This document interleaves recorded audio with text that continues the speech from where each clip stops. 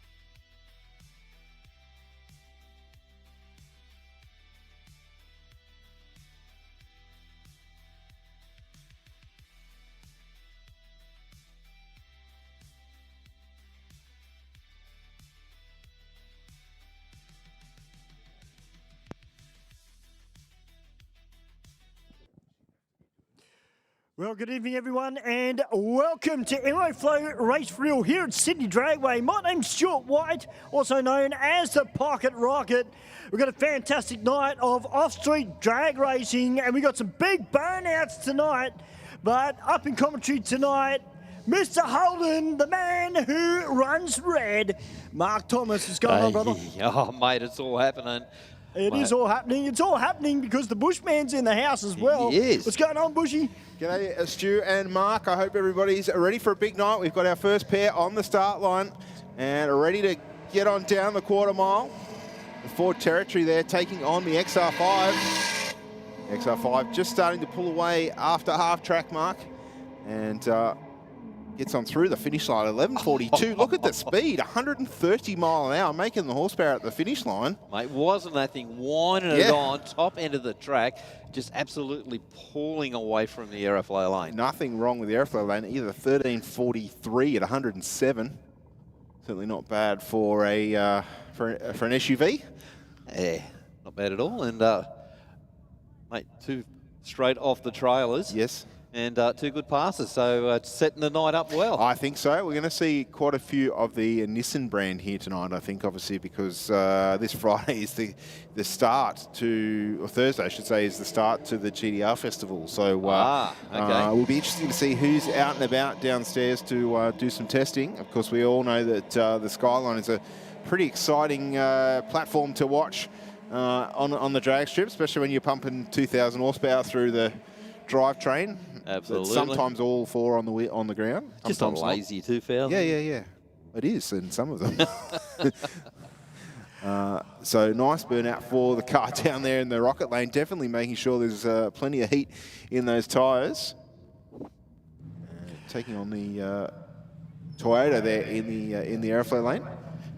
Yeah, it's a little bit like the Jamboree feeling down here. The Toyota Cressida taking on the Nissan Silvia.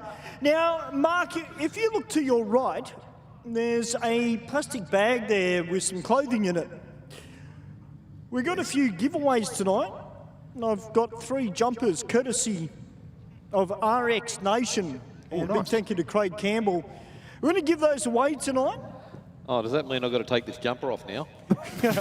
Hey, you won't wear a rotary jacket, will you? He will if it's free.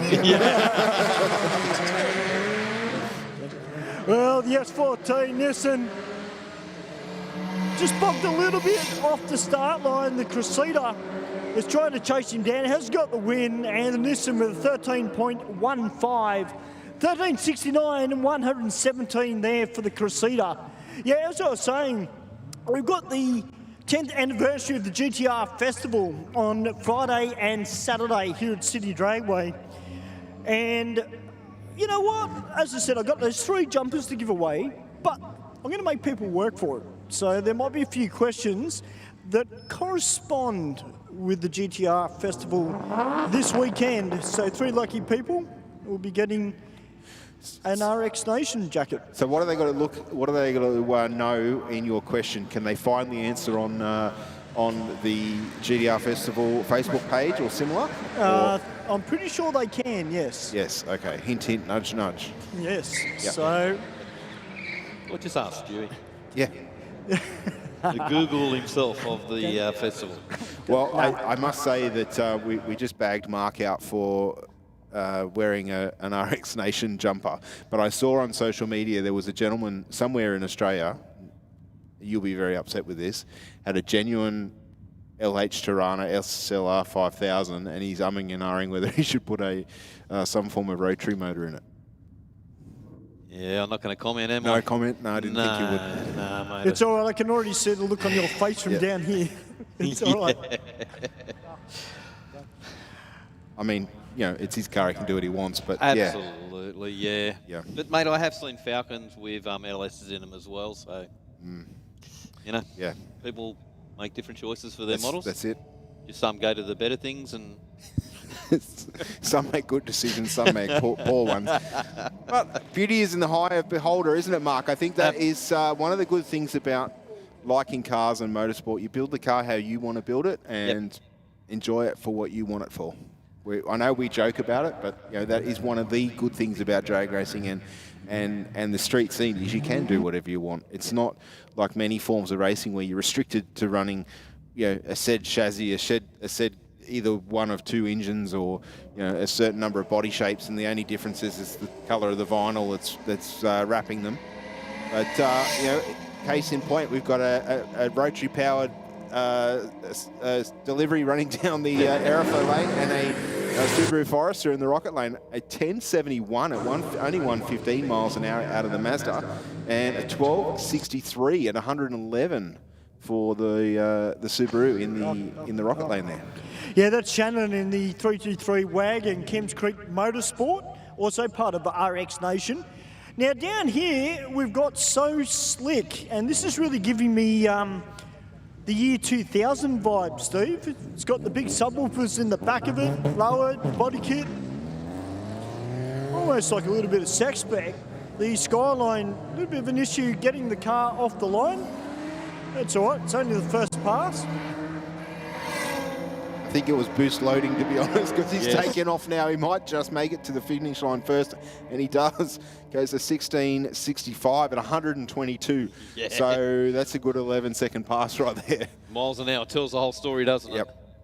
Yep. You look at the 60 foot to 5.3 seconds. So that's certainly much room for improvement.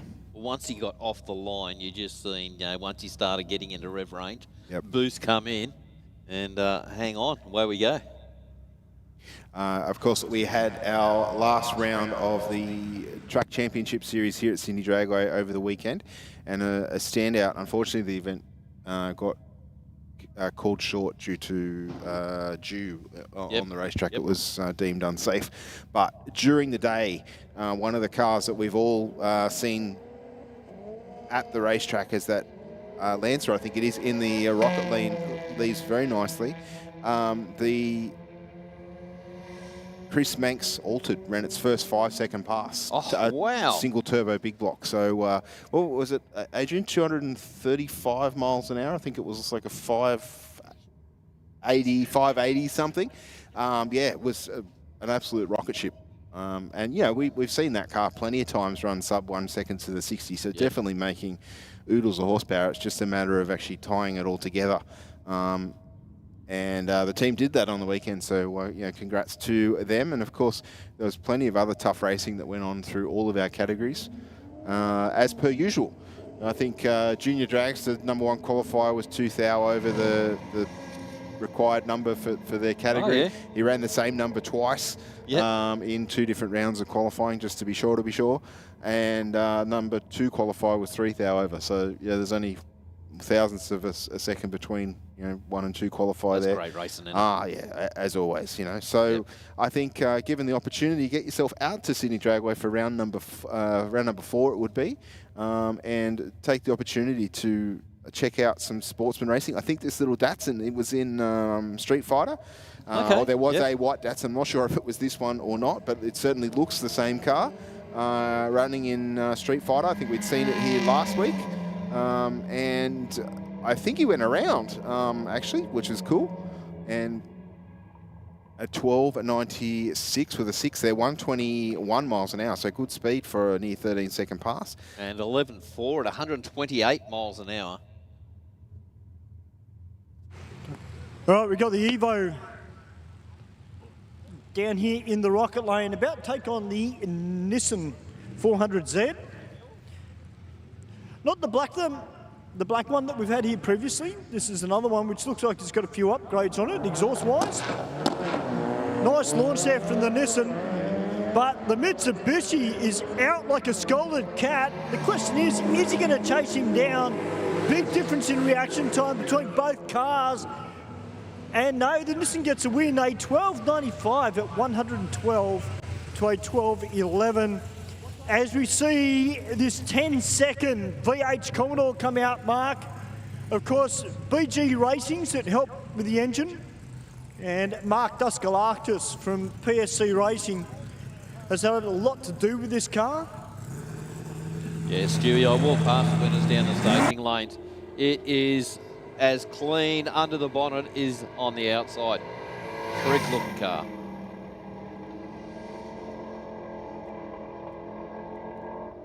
(11.1) 115 miles an hour to a 14.2 at 99 miles an hour. We've got Rob out in the shorties performance. Holden, panel van, Hell's mate. Great to see Rob out here tonight for a skid. Of course, they're very busy with his engine building at shorties performance. Does a lot of the engine work for Dialed In Racing as well and helps them out.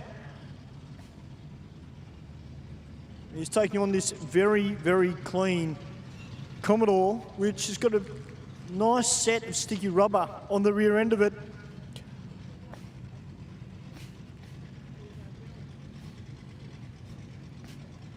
Just got to help him get into stage. Yeah, he's just gone in a little bit too deep there, Stu.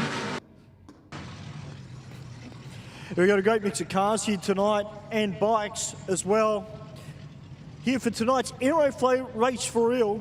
And if you just joined us, ladies and gentlemen, first of all, welcome. And make sure you stick around for the Burnouts, guys, because we've got some big bangers that'll be coming out a little bit later. I've already got a nose full of methanol fumes earlier, Mark and Steve, so I'm wide awake tonight, believe you me. Topped up, you're ready to go. I was topped up big time from Phoenix, yes. It should be a good night. We've got Little Monster here tonight, Shane Gatt. Haven't seen that car out for a while. And also we've got, hold on, Ryan Pearson, who's scheduled to skid tonight. I haven't seen him as yet.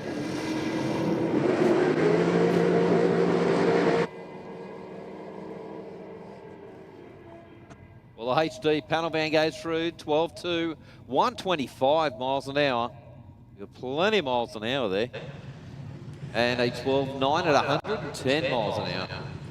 Well, Mark, we've got a PSC Racing prepared VZ down here. Of course, did his burnout with style. Yeah, it did indeed. Make sure everyone noticed. Absolutely. Well, you may as well do a little bit of sideways action. Now, I did see Brody Davis floating around tonight as well, Steve. Yes. So he is racing. In his Commodore.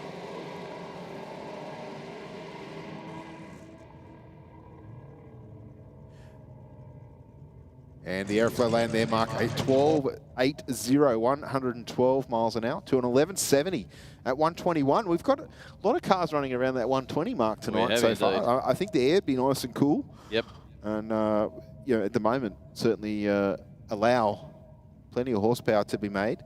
I had a quick chat, as I can see our bikes rolling through the tunnel. I had a quick chat to Angela Phipps down there on my way up here tonight, and they've been having Angela's been having some issues with her bike leaving the start line, and saying to the husband, "There's something wrong with the clutch," and he's like, "No, it's all good." There was something wrong with the clutch, so he rode the bike on Saturday. Yep. And yeah, he had, it wasn't stalling on him, but it definitely wasn't a smooth launch off the start line. Yep. So they found the issue. They're just trying to now hope that they've sorted said issue before they head to Willowbank. So, which, as you know, is only two weeks away. This weekend, I think, maybe 3. So yeah, a limited opportunity to test. But Sean Ricketts is, we can see him on the screen in the staging lanes. He's had some issues as well, not wanting to shift gears at the nitros, I think. So he's gone right through all the electronics, all of the shift all the mechanical side of the shift mechanism as well. He's just found, unfortunately, that his 2-step's not working. So he's going to be riding by the seat of his leathers, so to speak, for a bit. And then if he's just going to try the first run, he's just said it's going to be a little bit softer, make sure everything works, and then after that he'll send it. So we'll see what he can do. So did they find the problem?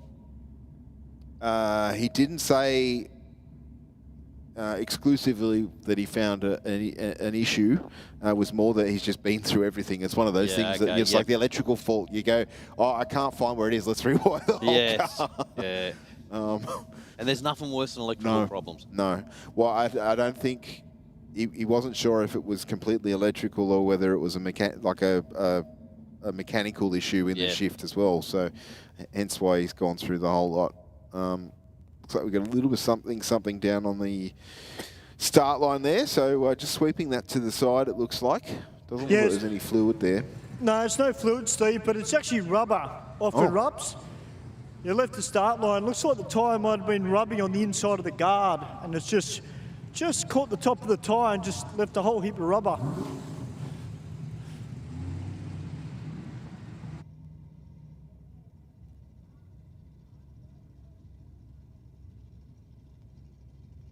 All right, so we shouldn't be too far away. I think they're walking back to their posts now. Little VH Commodore down there in the Aeroflow lane. Yeah, with a nice N on the back window. Actually, yeah, I can read that from here. Yeah. I can actually read that. So is it bigger the N? Does that mean that more gas they put through it? I should be. Should be. Yeah, that's a good question, man. He paints it on the turret. Yeah, no, it's sideways. It's sideways across the window. Yeah. And if the jet's not big enough, I'm sure Mark's got a drill in his car. He can make it bigger for you. He's probably just got lots of ends along the side for the different stages. Yeah, that's enough. Just 4 really big ones.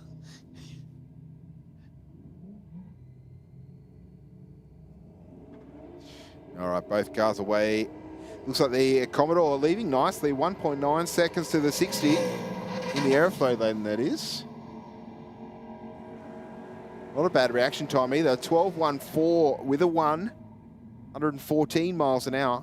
And 14.7 at 69 miles an hour. It's a nice XW ute. Yeah, it's our regular guys, Get 427. A Up again. Great to see the car Commodore. back again.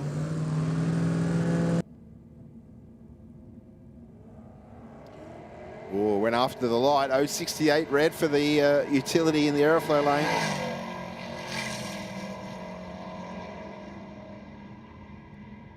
And runs on through for a 1092 mark, only 114 miles an hour, so out of the throttle there quite early. 1176 in the rocket lane, 124.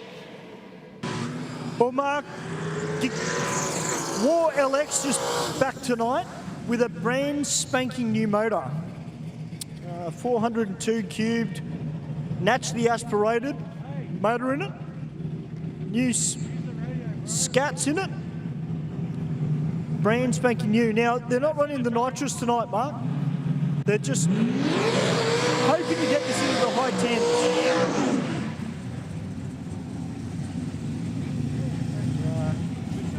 Which car had the new engine, the Tirana? War LX, yes. Yeah, brand okay. new motor, 402 cubes. It's about to be running. Yep. Yeah, but being tuned by Con down in Wollongong, Simon Krieger, and has been helping him out a lot with this car.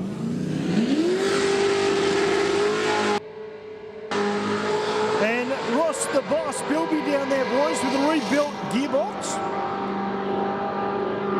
I'll tell you what, Stewie, Ross's car sounds a lot crisper than I've heard that car sound for a long It's time. got a very different engine note to all the cars that we've heard. I wonder if he's changed something else there. 965 with a 5. Seems to rev quite freely as It well. is, So isn't it? maybe the converter a little bit looser perhaps.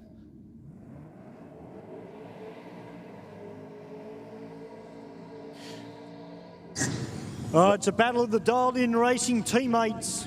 We got Sammy Joe in the green machine taking on Aiden in his black VH.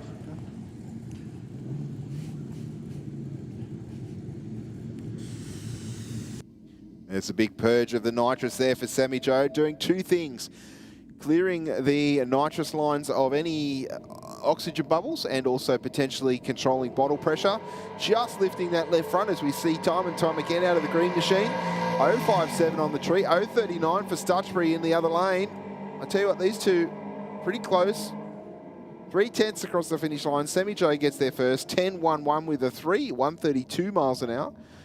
Well, Stu, Steve, look at all the incrementals there. Yeah. Absolutely nothing between those cars It's only from the moment they left. Probably the last 200 feet that Sammy just started to pull away. Yep. And that's probably That would be the nitrous. the nitrous giving a little bit more horsepower at the top end.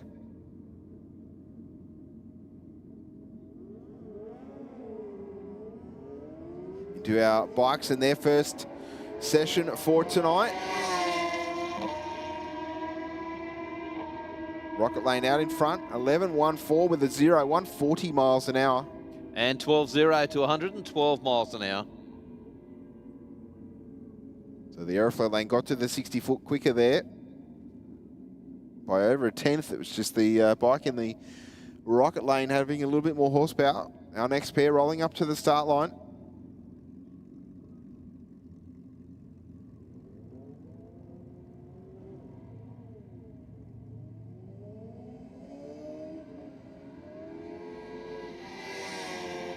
Bike in the Aeroflow lane, a few little problems off the line. His timer hadn't started though, so he should still get us a similar ET to what he would normally expect. But 11.47 with a 7 at 126 miles an hour. And 13.6 at 111 miles an hour. Well, boys, Wally Hoster out here now on the Brooks Performance Kawasaki ZX12R. Wally was telling me he's got this bike down into the 9s. The 957, I think he said, from memory, mid-9s anyway. But he was saying to me, I've actually learned how to ride it, which is interesting because coming from his previous bike, the Suzuki, that thing would run consistent, 960s, 950s. So his ultimate goal with that bike, boys, from what he's been telling me, he wants to run a 950. So over in the US, there's a gentleman who's run a bike very similar to his, and he's run a 9:52. So while he's aiming for that record, it's always good to have a target to aim for, isn't it, Stu? I think that's certainly an important motivator, as long as it's an achievable target, I guess, with the setup that you're running. If you're chasing an 8 flat and your bike's only ever going to run a 10, then it's not necessarily a good target to have.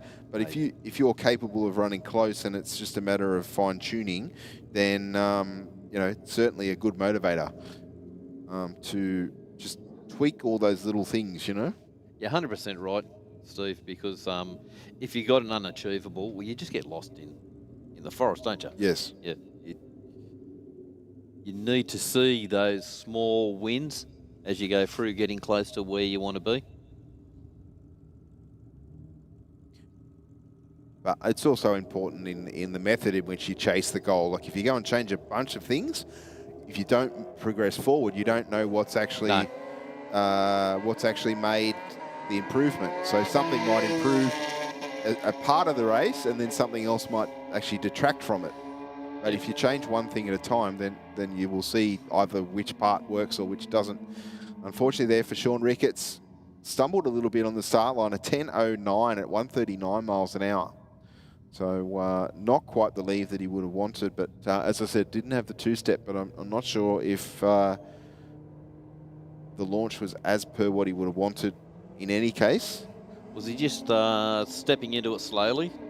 Well, he said the first run he was going to make sure that everything worked. Yeah. So I guess we'll find out in the next run how aggressive he is on the start line.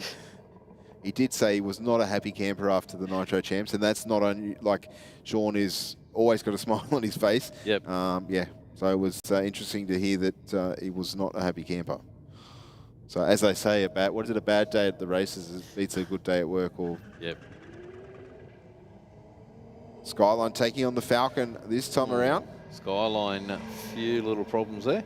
Yeah, there was a lot of chatter out of one of the cars we heard on the track mics. I think it was the Skyline. The Falcon runs through for a 13.12 at 107 miles an hour. And 17.5, 95 miles an hour. well, Mark, I've got some good news for you, mate. What's that? Well, you know, we've got War LX down here, but 308 LC has turned up as well. A very, very angry looking Tirana. How are you, mate? Good, thanks, mate. Nice, cool night. It's a beautiful, cool night. Tell me a little bit about your Tirana, because you've got a little bit of bar work going on in there. Yeah, she's built to run, but at the moment she's 10.7's pretty consistent, reliable as. Pulls the same number all day, every day. So is it running the 308 in the front of it? 308, 355 stroker, Trimatic 9-inch. So, yeah, she does all right. Tell you what, there's nothing tougher than an LC GTR. I'll tell you, you don't see many of them around. Thank you very much for bringing the car out, mate. Can't wait to see it out on track. Thanks, mate. I'll tell you what, Mark, it is beautiful in that orange, mate. Tell you what, Stu, it's also down there too. I seen, I think it was 74 G-Pack Tirana. It is pretty much looking the same as that Tirana. It is just mint. Is that the green, yellow one? Orange. Oh, different. So different, because we've seen the G-Pack that runs all the time, Yeah, the yellow he's one. got the G-Pack stripes on it. Yeah, okay. This one doesn't. It's just all the one colour. But, oh, geez. Absolute credit to the guy, or lady, or whoever owns it. There's the person that owns it. Some really nice street cars running around, and not only do they look the part, they go so damn well too. Yes. You know, the engine combination, the driveline combination, that there's no shortage of cash spared. Actually surprised me. Trimatic. Yeah, okay. Look, not too many people play with Trimatics because they weren't the best box. Yes. But I remember Brian Edwards from Eastern Creek Performance. Yes, yeah. He used to build a lot of Trimatics. Yes. And he found the formula to make it pretty bulletproof. I think that's the thing, isn't it? Like, you just need one person in the field to go, you know what, if that's my issue, if I can solve that problem, and it might be, you know, a simple fix, or it might mean that they have to machine a gear a specific way as opposed to the way it came out of the factory. If that solves the problem, and you know, awesome. It means that you've got other options. Yeah, that there's always strengths and weaknesses in different combinations, isn't there? You know, like you might find that, you know, if we switch over to superchargers, for example, like a Whipple supercharger will make boost at the top end of the racetrack, where a Roots will do it at the front end of the racetrack. So you trade one for the other, sort of thing. And if someone can find that I'll use the word weak link in whatever it is that they're toying with, that might mean that it's stronger across the whole run rather than being limited to either the front end of the racetrack or the back end. Yeah. Well, let's face it, you know, like at the moment, Turbo 400s are just unattainable virtually. Yes. You can go to the BMW gearbox, but it's at a large cost. Well, from what I've heard, I think they're expensive, but what you get out of them is and in some cases they're probably not that much more than a fully built, a Power Glide or a Turbo 400. You know, in the sense that you can get away with pretty crazy horsepower in a stock configuration, and you get all of the different gear sets and everything. It looks, unfortunately, like our XR5 down there has said, not this time, and has backed away from the start line. It's a bit of a shame, because it did put in a really good bus. Well, it's still under its own power, so that's a good sign. Well, Mark and Steve, I'm at the back of this, towards the back of the staging lanes, and there's a black LC GTR here, Mark, with full dark red interior and running a set of 275 radials on the rear end. But I'll say one thing, Mark, I don't know how they fit, because the car just sitting here at the moment, not driving, and those tyres look like they only just fit in the guards of this LC GTR that's down here. So hopefully when he starts racing, hopefully they don't rub.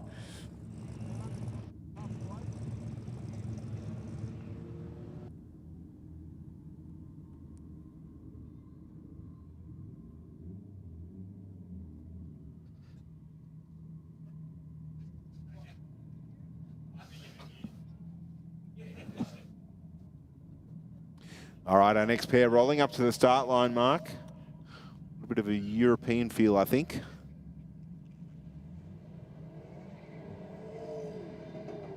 Tell you what, that SUV's got away from the start line well. 1.8 seconds. There's probably 2.5 tonne moving down the racetrack there out of that Audi. And then he takes the win, 11.79 with a 9, 116 miles an hour. Got there by 300s over the car in the rocket lane. 11.75 in the rocket lane, 127 miles an hour. Probably making similar power, but I reckon the 10 mile an hour, there's the wind coefficient, perhaps. Aerodynamics of a brick. Yes. Well, it's 10 miles an hour difference amongst the pair. Yes. ET's very similar. The same, isn't it?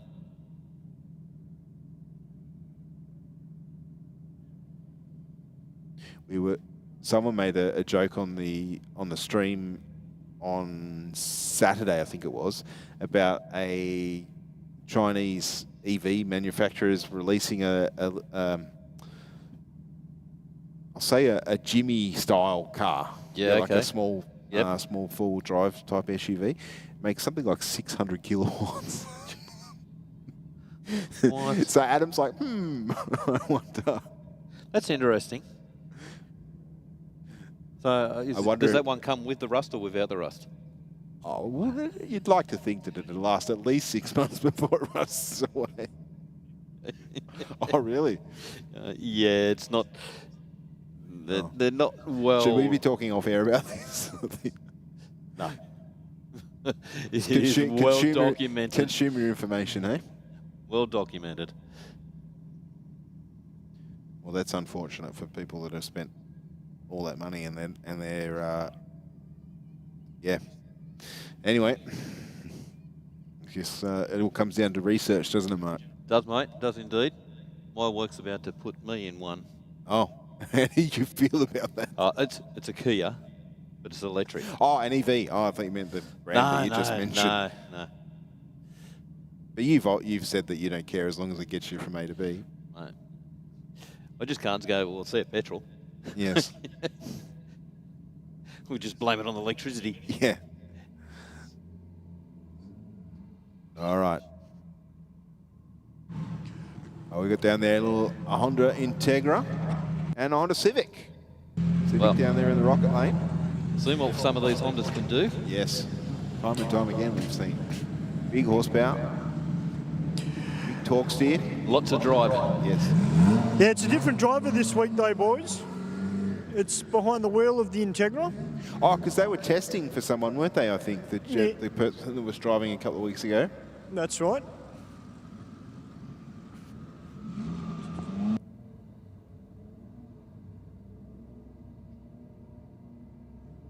All right, the RPM starting to come up on both. Launch control. Oh. Looked like the... I thought... Oh, the black Integra chasing the centre line. Yeah, got out of that one just to steer it back away from the centre line.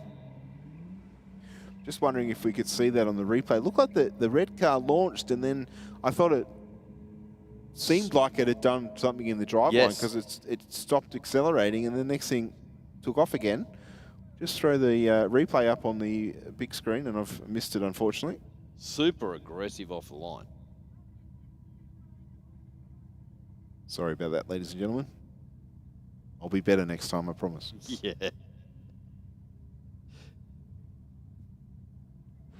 Yeah, both cars up on the launch control. Yes. Well, it's good to see Hessen back. We haven't seen him here for a little while, driving his Mitsubishi Evo. He was just telling me they just had a 1-month-year-old. So congratulations to him and his wife. It's good to see him back here tonight, letting off some steam here at Sydney Dragway. Yeah, so what you're saying is he had a reason to not be here. That's exactly right. Oh, nice light, 044 on the tree. Oh, we've just gone searching for a gear.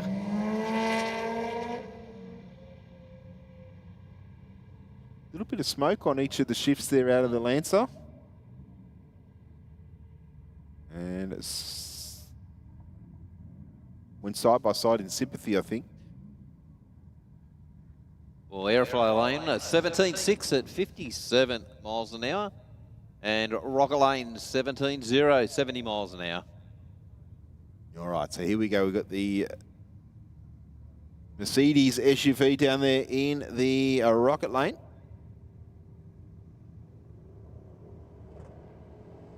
Wow, again, 1.8 seconds to the 60.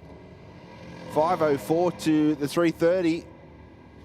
To the 8th mile, the same as a junior dragster, but 93 miles an hour. And through the finish line, 11.89 with a 1:15. It's a great passer. Yeah, wow. Car. And 14.5 at 95 miles an hour. All right, old 2-litre, the Datsun with the SR20 in it. From memory. Great to see the car back again this week. He's taking on this Volkswagen that's got a little bit of help from Galano Engineering on board.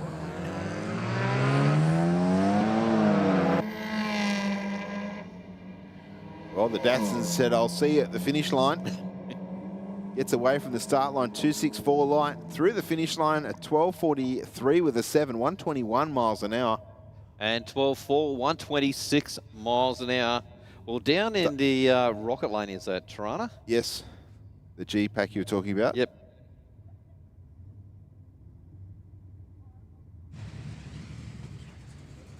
Yeah, looks great under lights here at Sydney Dragway.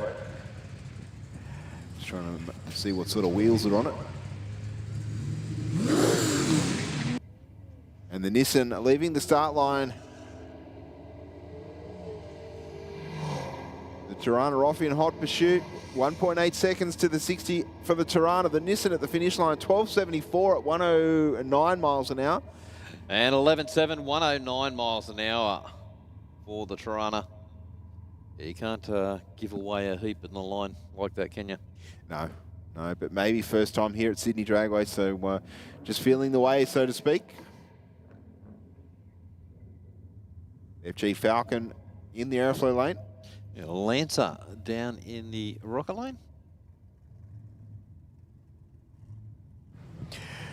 Yeah, the gentleman in the Falcon is here just about every week here at Aeroflow Race for Real.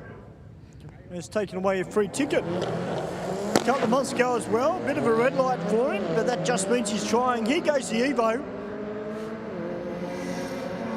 Certainly looks very sinister in black, and it's got the Mumbo to back it up. An 11.94, 116 as the Price Engines LC GTR with 308 comes out. Nice strong burnout from him, and taking on another Evo. Stu, did I hear right that that car runs into the 10s? Yes, you did, mate. Yep. Which That's the Tirana. The Tirana, Yeah, wow. That's a pretty strong 355 then. Car looks fantastic down there on the racetrack. Got a nice stance to it. Colour pops under lights, of course. Here we go, 1.7 to the 60.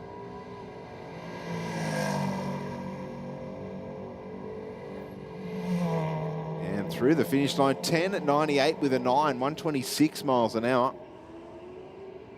That's tough. 14.6, 91 miles an hour. I wasn't dribbling. Drooling a little bit, but not dribbling. Deep in thought, that's why he was silent for a bit. Yeah, I was just watching all the increments. Well, Mark, you got another LC GTR, which is not too far away, that is about to come out as well. So I'll see if that can run at a low 11.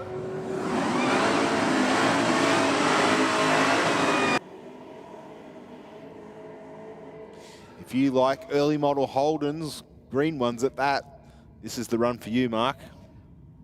I like them both, but I must like the wagon a little bit more though. Looks really great in that colour. It does. It's fantastic to see him back here at Sydney Dragway. I think the last time I saw had an issue with the bonnet from memory. That's all I'm going to say. Yeah. There's something hazing out of the bottom of the EK in the Aeroflow lane. Still ran at 11.49. 11.32 at 106 for the wagon in the rocket lane. Wow. That's got still a lot more in it, hasn't it? Pair of stout miles an hour is way down.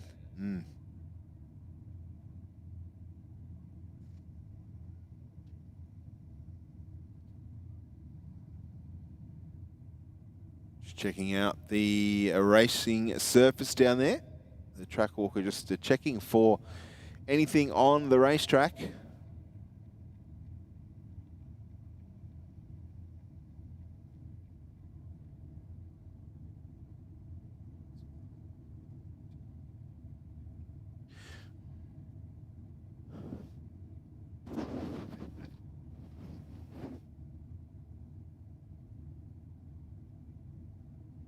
And we've got 12 burnout cars entered for our burnouts a little bit later on here this evening. Though should be hitting the 10.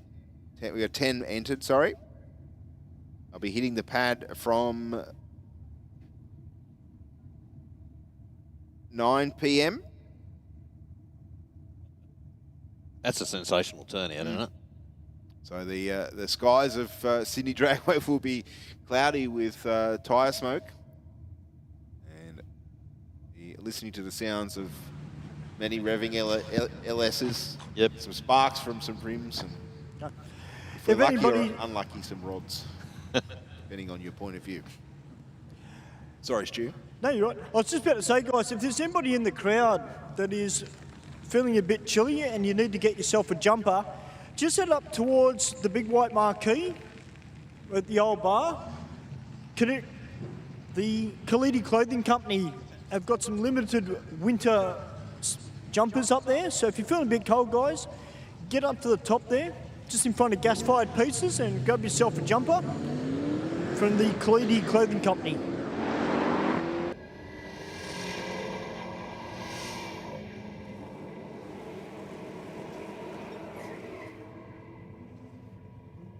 Well, the LH SLE up against the LJ Tirana. Do you need something to wipe your mouth here? No, that's what got your hand under my chin. So I'm taken by the Tirana down there as well. Looks absolutely tough in black. Yeah, but the B-box on the back, the 17s or bigger on the front, looking at the side-on view. Lots of RPM on board, I think, out of the Commodore. Yeah, I still don't know how those 275s fit on the back of that Tirana, Mark. Looks like a very tight fit.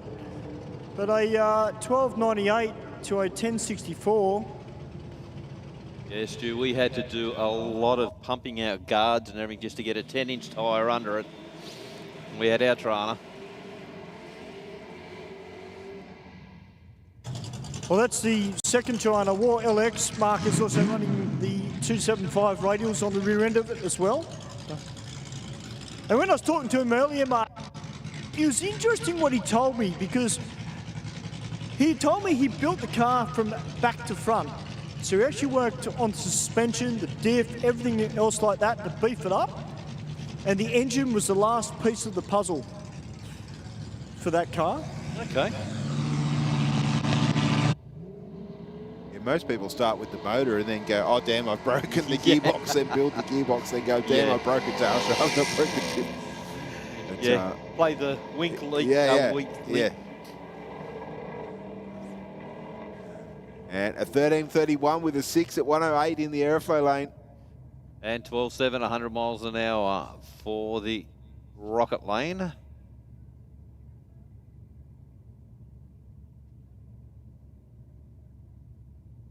All right, we got the VE up against the VF.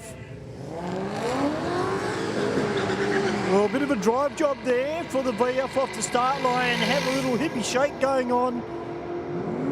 Well, I think he might just pit the VE. Yes, he does. 11.52 at 124 to a 12.74 at only 92 miles an hour as Brodie Davies comes out now in his Commodore.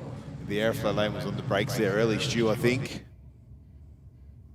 And down on the start line, we've got our resident pro, one of our resident pro slammer drivers in his street car. Brodie Davies down there in the Rocket lane. Taking on the VH Commodore with the big nitrous sticker on the back window. Or was that one of those cars, I think, tagging the limiter there, Mark? Yes. I think I heard. And a 14.30 at only 73 miles an hour for Davies in the Rocket lane. And 16.2 at 60 miles an hour, so both those cars backed right down.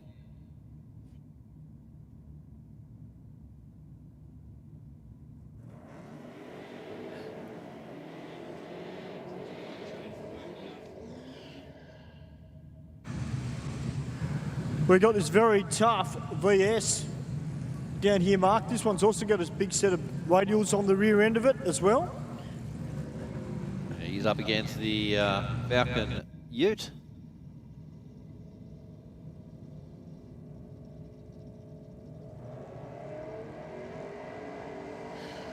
Ute away nicely, 1.7 seconds to the 60-foot. Oh, 1.4 60-foot out of the VS. Carrying an extra 5 mile an hour at the half-track mark. A 10.15, 135 miles an hour. And 10.8, 127 miles an hour for the Ute. Yeah, I'm pretty sure that car is turboed. I heard him come out of the Burnout as War LX does a Burnout with style.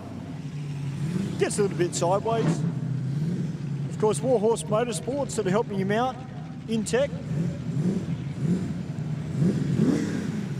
Keegan's Customs, just to name some of the co-sponsors on War LX. I'll tell you what, Mark, with this 402 combination he's got on board, if he gets this thing down into the 10.9s, which he's hoping, be interested to see how he goes with the nitrous when he puts it on. Yeah, it'd be interesting to see how big of a nitrous kit he's going to put on it.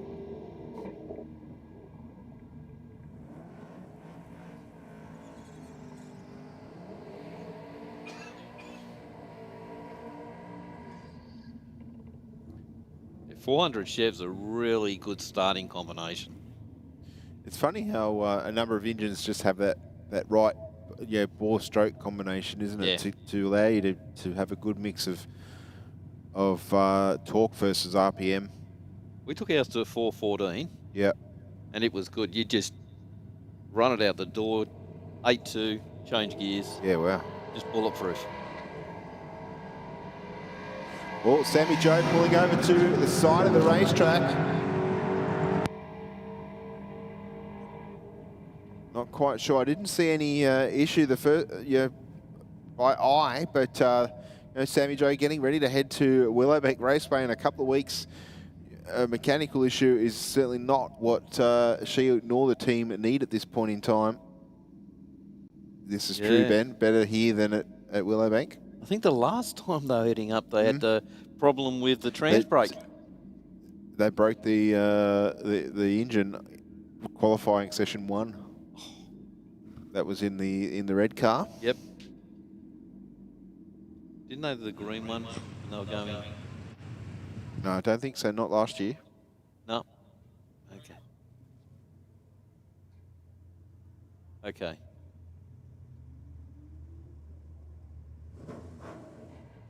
But Sammy Joe doing the right thing. The bonnet is up there looking at out the window. But of course, to all of our racers in the staging lanes, if you think you have a problem, please pull over when it's safe to do so. Pull over to the side of the racetrack, stop, let an official come have a look, make sure you're not dropping anything. And if you're not, and you're able to make your way down for the rest of the run, we'll send you on your way. You cruise on down the finish line, turn right at you'll see a gate there if it's open. If not, continue all the way down to the bottom end of the turnaround as if you'd completed the complete run, and then just come on back to the pits. If you are dropping something, we'll make sure that fluid, parts or whatever it might be, is not spread the whole way down the racetrack. Yes. Yep.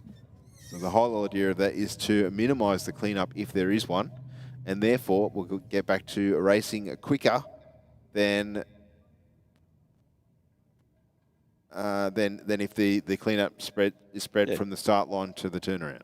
But also in it too, if you do have a problem, you don't want to keep driving because you'll make that problem worse. Yes, rarely will it get any better. No. Yeah, rattles get bigger. Yeah, boys, it's just a weird one. Sammy just said she went off the start line, shifted first, second, and then just free revved. Ooh. So just to be safe, Sammy's pulled it over and just having a look, and Brian's having a look under the left side of the car. Hopefully it is nothing major. Thankfully, it's not dropping anything. That's the bonus.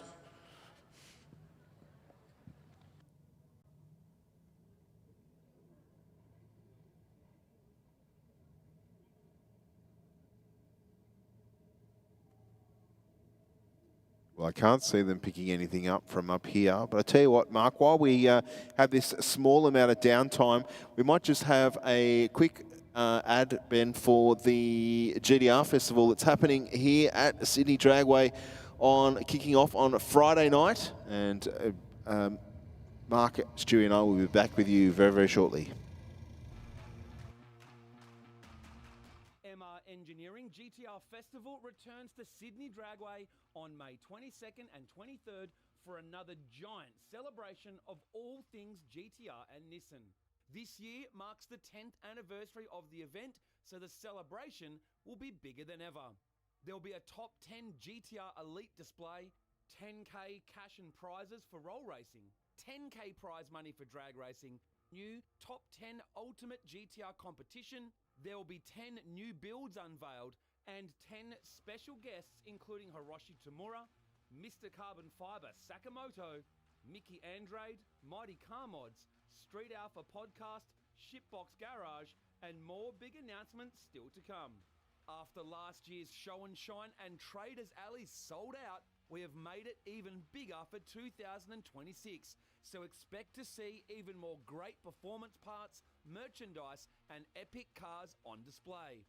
The event is open to all models of Nissan of all levels of modification, from rare and collector GTRs to 2,000 horsepower monsters. From drift to time attack to sex spec, from old school Princes and Datsuns to new Zeds, from S chassis to Pulsars to Nissan Patrols. You can enter your car to display and hang out, or hit the track for COTS roll racing on Friday and then drag racing, both street and competition class, as well as Motorcana on Saturday. Want to take on Godzilla? Well, we let some imposters come to play too, with twin-turbo Lambos, Evos, Rotaries and more. Expect to see some Pro Mod special guests. There is also so much to see and do for all car enthusiasts and families alike. Drift rides, oil down entertainment, fireworks both Friday and Saturday night, kids rides, food trucks and the Drifters versus Burnouts competition. 2026 MR Engineering GTR Festival Australia, powered by Motive Video and presented by Cars from Japan, HKS, Fitzner Performance Gearboxes, High Octane Racing and Cranked Motorsport, is set to be massive. Grab your car entry to display or race and your VIP tickets now before they sell out, as well as discounted online spectator tickets. GTRFestival.com.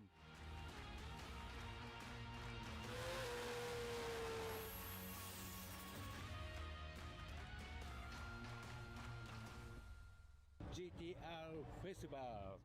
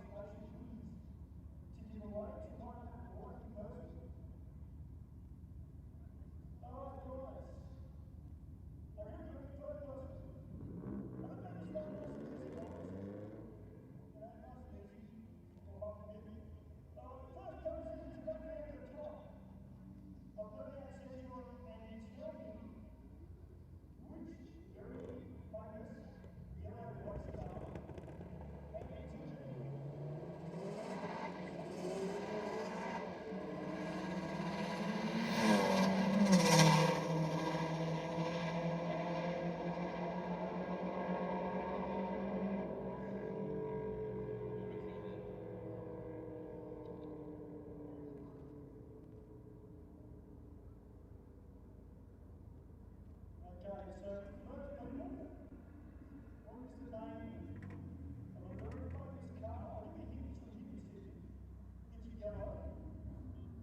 running in the imposter class at the 10th anniversary of the GTR Festival this Saturday here at Sydney Dragway. If you know any correct answer, you will win this free hoodie from RX Nation. It's not fair. I know who it is, and I didn't have to cheat. I've seen you on your phone. I didn't have to cheat for that one, Mark. Sometimes I do, but apparently I'm not eligible anyway.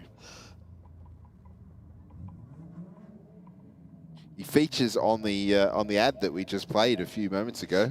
Uh-huh. Can I give away that hint, Mr. White? Too bad if I can't. It's a bit late for that one. Thanks, Steve. I don't know. I thought people would be, I'd at least have one or two people come and chase me along the top of the grandstand. They'd probably beat me because I'm in my boots tonight, so I can't run that quick. But it's a very, very famous race car from here in Sydney. All right, I've got this gentleman here. What's your name, mate? Caleb Harrison. Yeah, Caleb. Mate, do you know the answer to this question? Is it Pack Racing's RX-8 or RX-9? Yep, 100% right, mate. Congratulations. You've won a hoodie courtesy of RX Nation. Thank you. Congratulations, mate. Well done. Now, I've got another 2 to go, and there'll be a couple more questions in relation to the GTR Festival. So stick around, guys. That's right, guys. This weekend at the GTR Festival, we've got the imposter class, and we're going to have Rotaries taking on Nissans. It's going to be going hell for leather this weekend. If you love very, very quick cars, make sure you come out for that one because it's going to be massive. Stewie, how strong is the rotary class that's going to turn up? Well, I can tell you that there are, I know of 2 cars that are coming from Pack Performance. The RX-9 is definitely coming out to try and spoil the party for the Nissans. Now, being Aeroflow Race for real, and those people that know me, on Friday and Saturday, and be nice, Mark, I can't be biased like you can be here at Aeroflow Race for real. So it's going to be an awesome event. I've got Adrian Hodgson, Steve, that'll be, you know, making sure I'm not giving the Mazdas too much of a rap. But it'll be an awesome event, guys. Make sure you check it out. On Friday, we've got Cots Roll Racing. And if you love the roll drags, guys, make sure you come out for that. It's going to be huge. It's going to be a weekend of speed here at Sydney Dragway, that's for sure.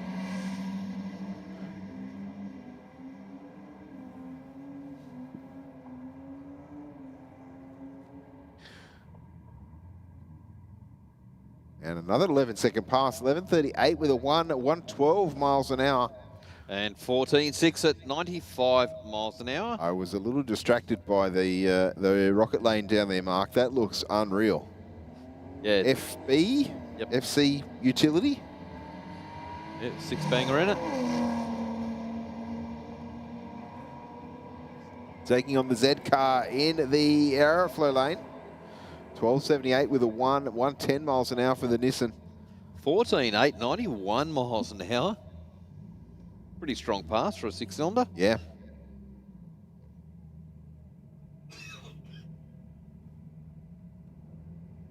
And we get down there, VL taking a little Dado. Dado went after the light, 009, but the VL 035 on the green side. A little bit of smoke coming out of that car.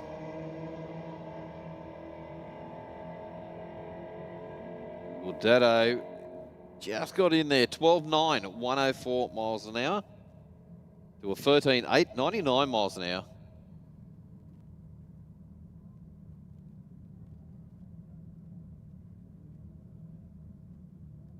And the VL to the 60-foot, just over 2 seconds there.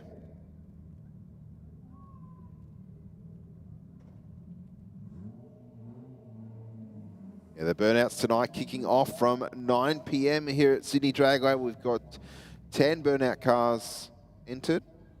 Question there on the live stream. Well, Honda down in the rocket lane up against the Falcon.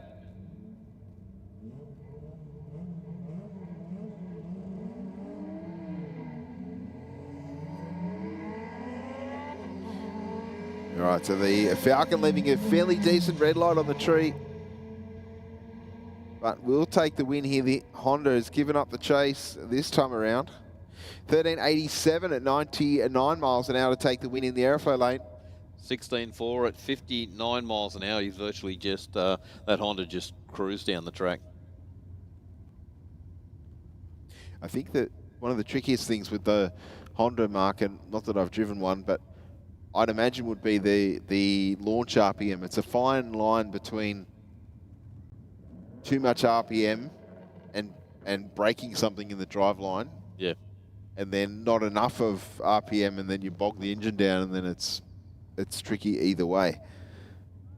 So you need a little bit of slip to keep the everything in the right power range, but then not enough that and not too much so that it just goes into outright wheel spin.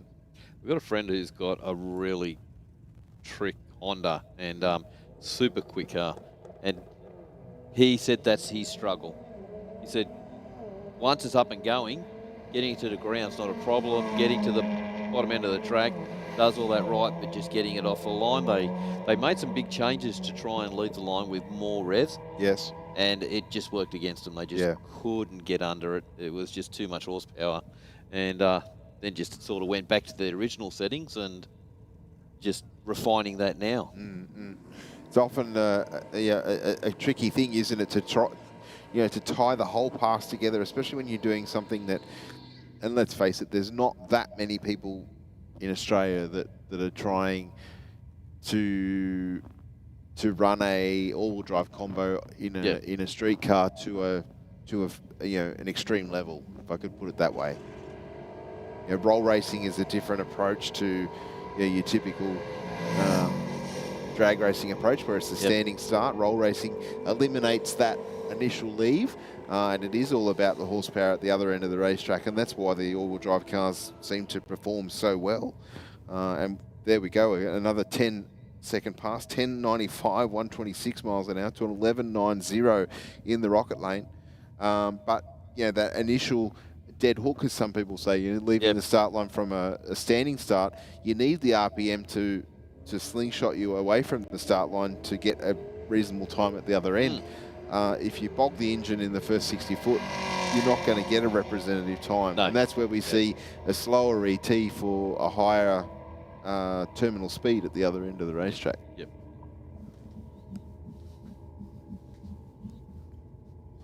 Stewie, Billy, the car spotter, wants to know what your favourite car is here tonight. If you can hear me.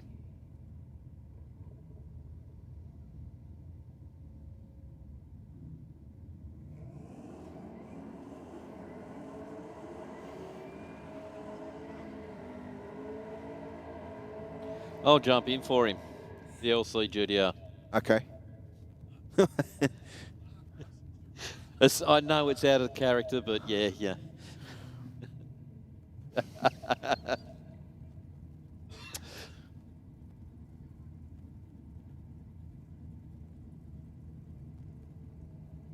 question is it orange or black? Black one's LJ. Oh, is it? I always muck that up, sorry.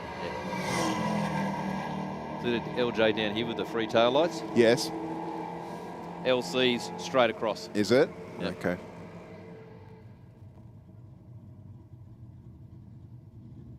I'll do my best to remember that, Mark. I'm sorry.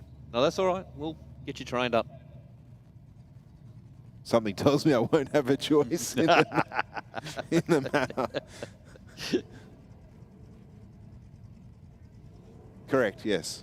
Yeah, but he just switches off when I try and talk forwards. You can see it, he just glazes over. I'm sort of listening.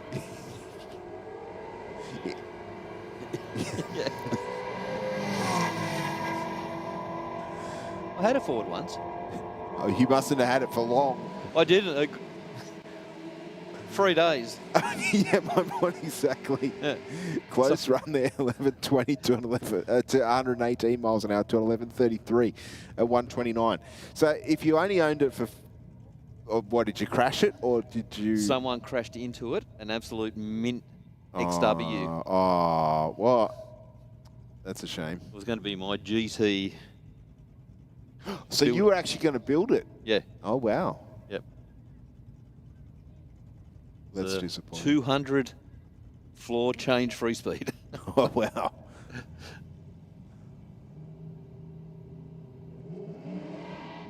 It wouldn't have been that for long, that's for sure, knowing you. Oh, no. No, it was on the hunt for a fair lane. 084 on the tree for the Rocket Lane, runs on through for 13.0 at 108 miles an hour at the finish line to a 13.47 at 84 in the Aeroflow Lane.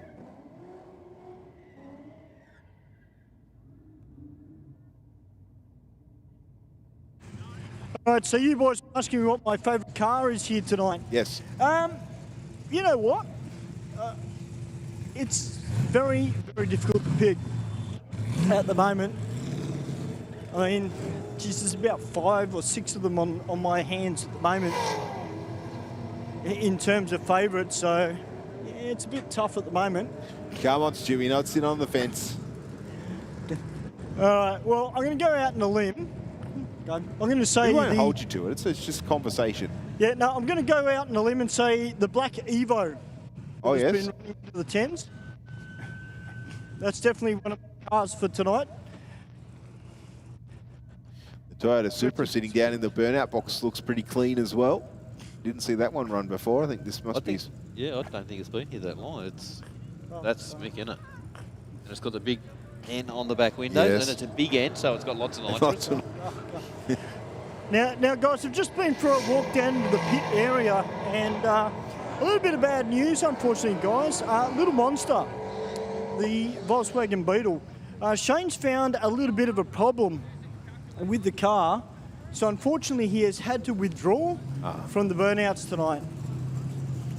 Well, that's unfortunate because we know that car is definitely a fan favourite here at Sydney Dragway and everywhere it goes. Hey, Stewie, have you been able to catch up with Sammy Joe to see what they found with the car? Not yet, no, I haven't. But the car is all loaded up on the trailer. Oh, okay. So That's not a good I don't sign. think we'll see it back.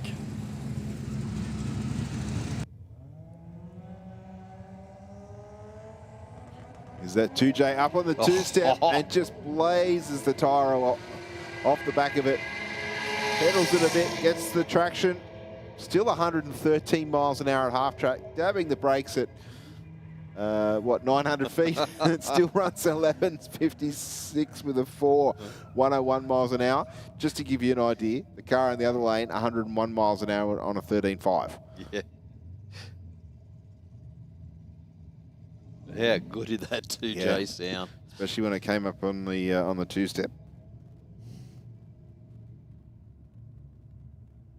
Weather outside looking very still. The smoke slowly dissipating from the start line here at Sydney Dragway.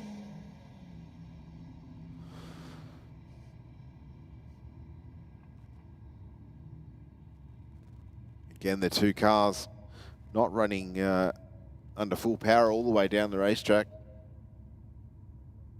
for whatever reason.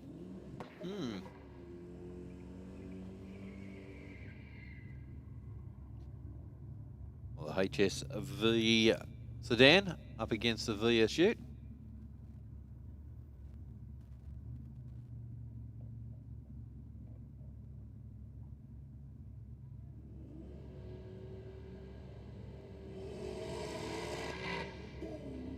Oh. A big turn of the tyres there, out of the VS Ute. And the VE running on through 12.22 to a 14.26.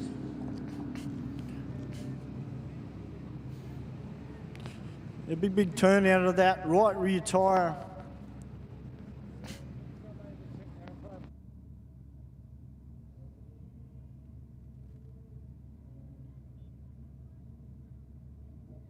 All right, Mark and Steve, a little bit of oil has come out of 97 Agro, the little VSU.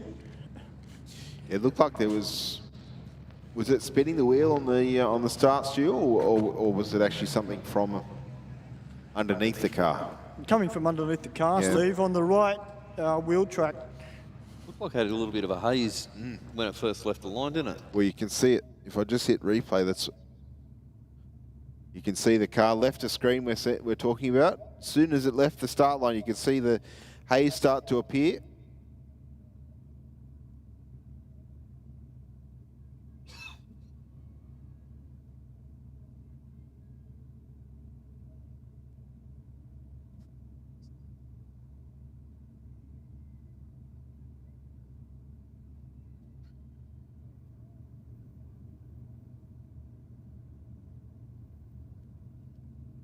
So how is the track down there, Stu? Yeah, we're going to have to do a bit of a clean-up in aisle one, mate.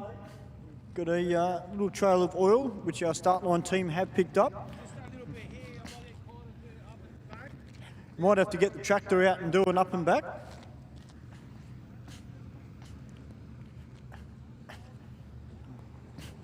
I reckon, Steve, we might go up to the big screen. With some of our ads while we give this little bit of a clean up on the starting line. It sounds like a good idea, Mark. Take the opportunity to grab something to eat or drink if you wish, and we'll be back with you very, very shortly. Here, Aeroflow Race for Real, racing, drifting, and burnouts here tonight. Back with you shortly.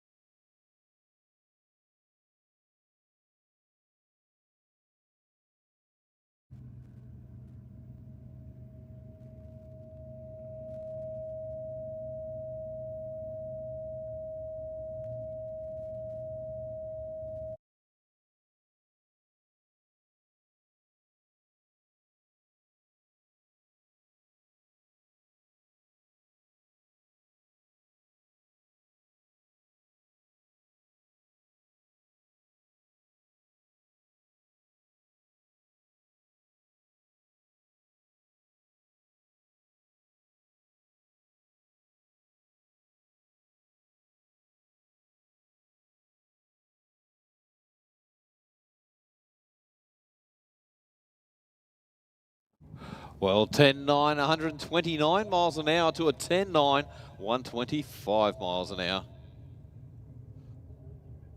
Falcon Ute up against the VC Commodore.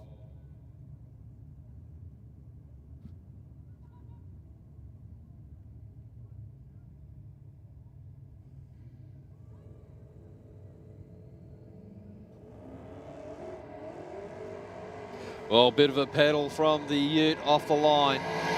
1.7, 60 foot.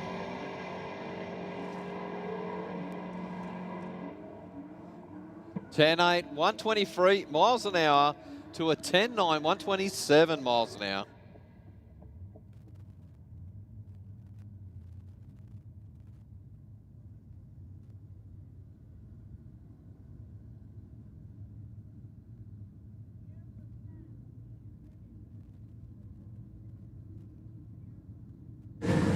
Well, Steve and Mark, I went down and spoke to Sammy Joe, and it turns out it's just a sprag in the gearbox that has broken. Sammy, don't hide. The boys can see you from upstairs. Yeah, so Sammy's just told me it's about, all they're going to do is take the box out, pull it apart, put the part in it, put it back together and put it back in it. It'll be good to go.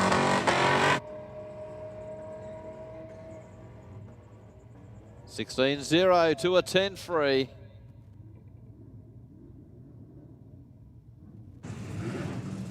Falcon Sedan up against the Commodore wagon. All right, guys, around 8 o'clock, I'll be coming back up towards the stands or kids' corner because I'll be giving away one more jumper from RX Nation.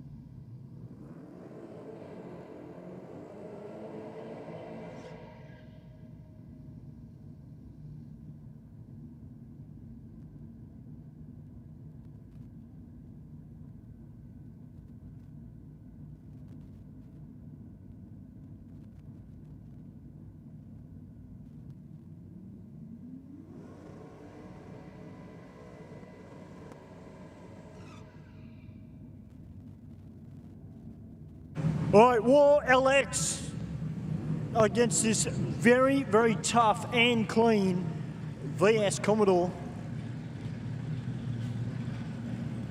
I love the sound of this thing, Mark, when it gets up on boost.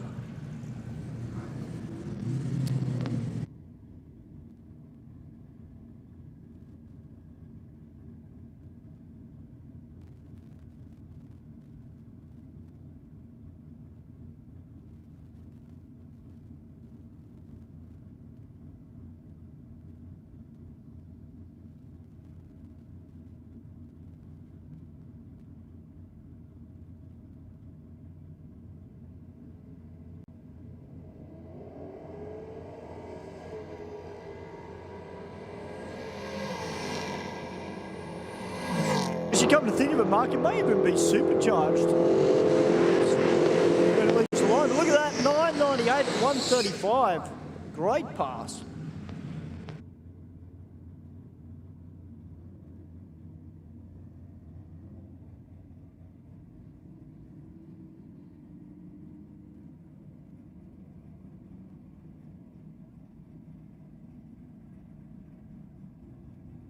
All right, Aidan Stutchbury out now in the dialed-in racing black V8 Commodore.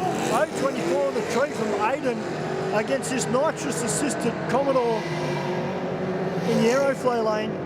Great reaction time there from Aidan, and a nice 10.50 127. As that sweet-sounding Falcon of Ross Bilby makes its entrance. He's about to take on Humble. Yeah, it's good to see Humble back for another shot at this start line. Stewie, when you got a moment, can you just run upstairs, please, when you get a second? 002 on the tree for Bilby. Humble away, much nicer this time. Both cars leaving the start line well. Bilby out of the throttle, I think a 993 with an 8 at only 112 mile an hour, yes, but a 10.16 with an 8 at 99 miles an hour for Humble. Look at the speed he was carrying at half track. Mid-track, he backed out of that. 122 miles an hour. They got there in similar times, but he was carrying another 10 or 11 miles an hour over Bilby in that grey Falcon. So that just indicates where that Honda would be. Definitely maybe a high 8, I reckon, if everything went well for him there. I think we might see a good pass out of that by the end of the night. Yeah, I think so too. Stewie, I don't know if you heard us. If you can head up to the commentary box, that would be fantastic. The next pair of bikes down the racetrack at the moment. The Rocket Lane out in front and takes it with a 10.67, 145 miles an hour to a 12.0.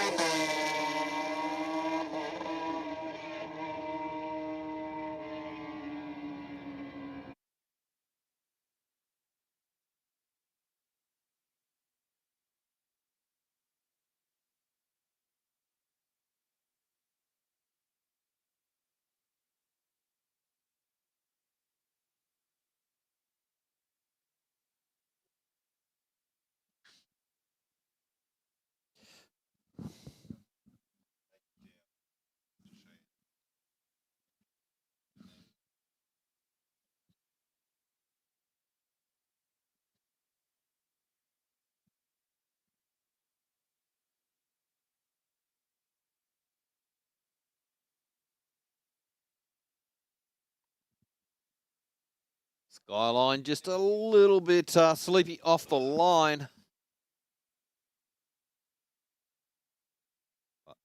Aeroflow lane goes through 12.7, 107 miles an hour to an 18.2 at 78 miles an hour. Got the Ford Territory, the Nissan Skyline.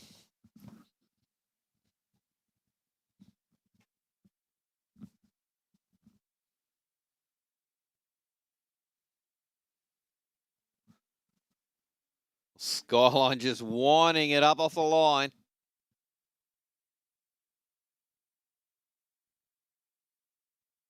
Doesn't sound that healthy up top end of the track.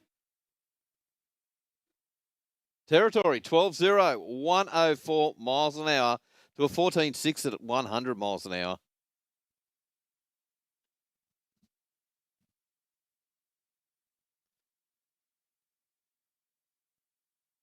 Another Skyline up against the Crusader.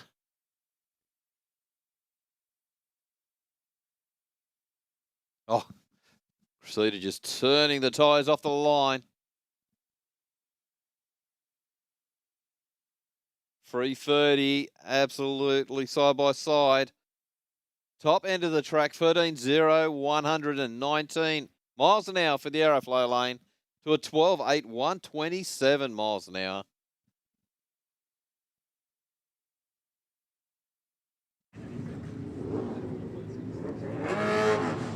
Fortina in the Aeroflow lane. That is one of our constant competitors, always out here.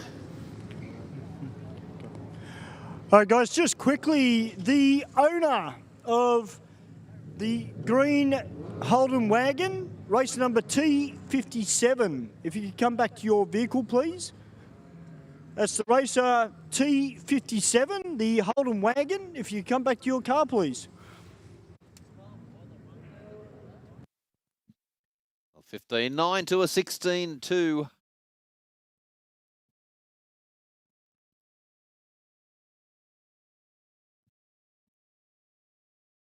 Subaru looks like he's up against a Mirage.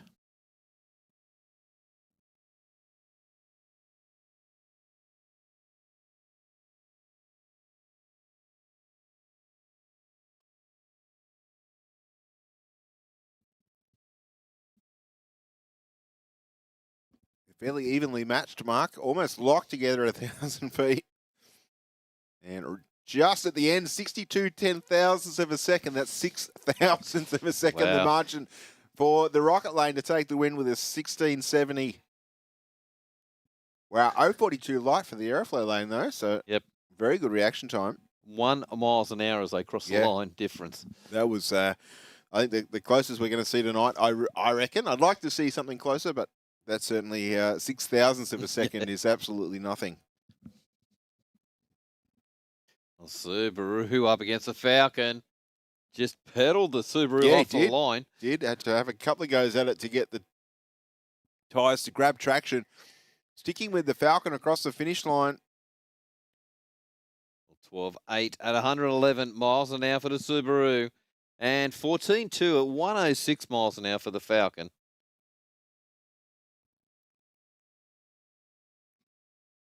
Our next pair.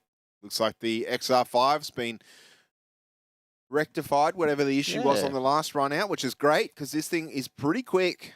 Hit 130 miles an hour earlier tonight. Wow. Tell you what, she's eating that track, isn't it? Yeah, it sure is. Falcon sticking with him as best as possible. 11.56 with an 8, 130 miles an hour once again. To 12.35 for the Falcon mark in the Aeroflow lane at 120. Okay, just a quick attention, guys. If you are the owner of the green Holden wagon, right there, don't worry about it, I found him. I got good news for you, mate. What's that, mate? Well, you've just won Commentator's Choice tonight. Oh, thank you very much for that. That's awesome. Congratulations, mate. Tell us a little bit about the car. A bit about the car. I bought it as a roller.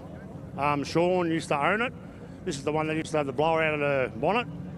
And yeah, I bought it as a roller. I got it back, but I wanted to drive the car. So I ended up, yeah, changing all the ratio and all that again and all the running gear. So yeah. What else do you want to know? No, that's fine. Well, mate, just so you know, you have won a free ticket to Race Real for next week. So you've also got a plaque you can take home. You can put that in your man cave as well if you like. Thank you very much for that. That's awesome. Congratulations, mate. Excellent. Thank you. Well deserved. Yeah, like the car looks fantastic under lights. I'm sure it looks unreal during the day in the sunlight as well. Got a really nice trim.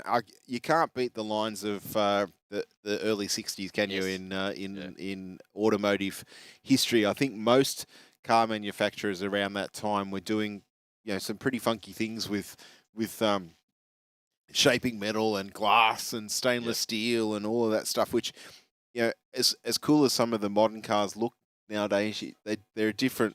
There's no comparison, is there? Really? No, there's not. If you're into old cars, there's just something about them that draws that that's people towards them. I think, and it doesn't matter whether you're young or old. You can appreciate cars of a certain vintage. You can see the American influence Oh, from yeah, the yeah, of course. 57 Chef, Yes. with the wings on the back and yeah, The styling cues definitely yes.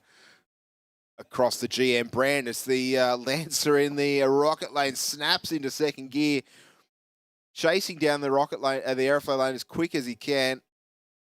Gets there first, 12.07, 124 miles an hour to a slowing 15.0 in the Aeroflow lane there, Mark. Yeah, he jumped on the brakes real early in that. Now, Mercedes SUV back for another pass. This thing has been putting down some great passes. Adjusting the drive line a little bit, I'm sure, but if it's an SUV like this and it's getting to the 60 foot in under 2 seconds, there's certainly some performance under the right foot, that's for sure. Yeah. Yeah, you must say the traction control's working very well. 185 on this one. To the 8th mile, a 768 with a 692 miles an hour, and a 1192 with a 1 at 114 mile an hour at the finish line. And the Aeroflow lane at 1451, 96 miles an hour. We've got the Toyota down in the Aeroflow lane.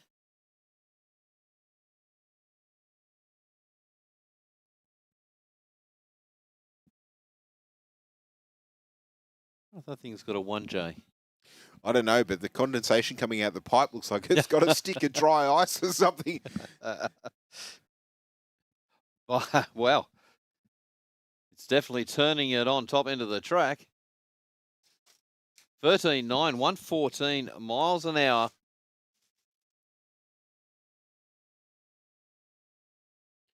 Watch out, ladies and gentlemen. Stewie's just taken another jacket out of the bag.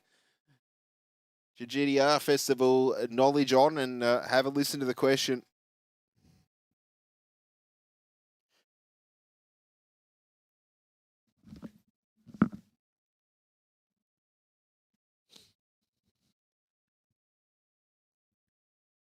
Okay, just waiting on the car in the rocket lane to clear the top run off road.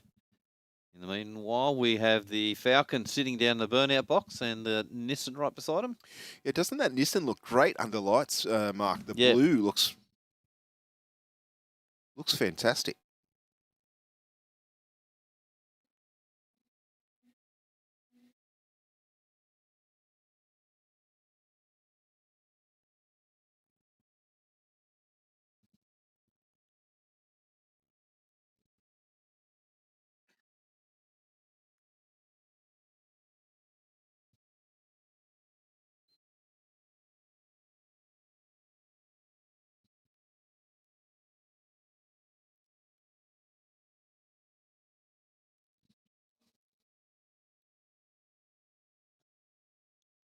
Well, Nissan has gone past the Falcon. 15.2 at 115 miles an hour to a 13.7 at 100 miles an hour even. VL Commodore over in the rocket lane. Up against the early model Holden Ute.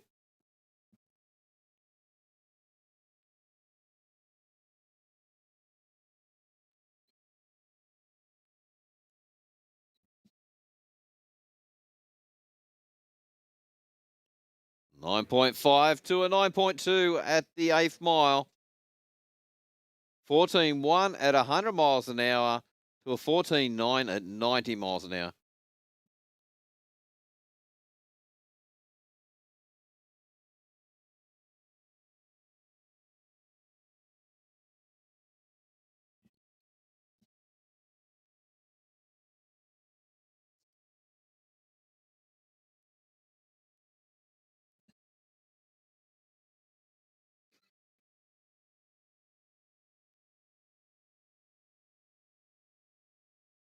11.8, 108 miles an hour for the Aeroflow lane to a 13.6 at 107 miles an hour.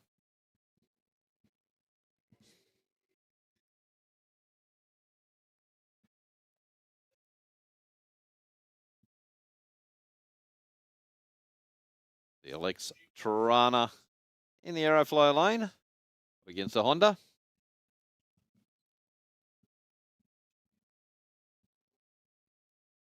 Whoa, Tirana gets away, a 167.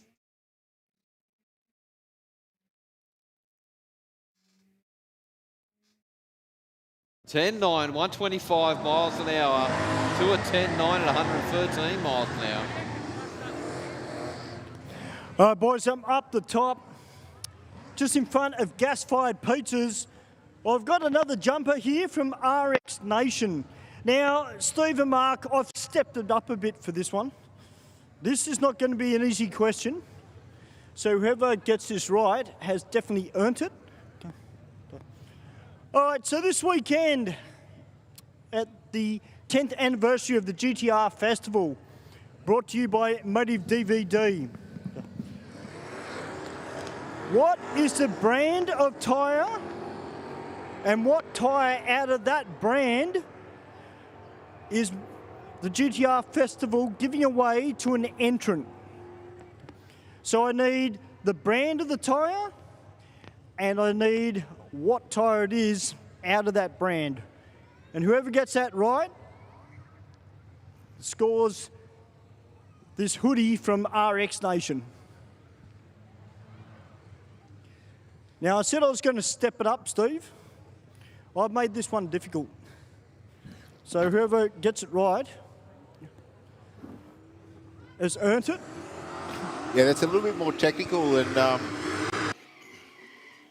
your last question, Stu. Yeah, well, I thought I'd just, warm them up. Can I simplify it and say it's black, round, and it's a radial?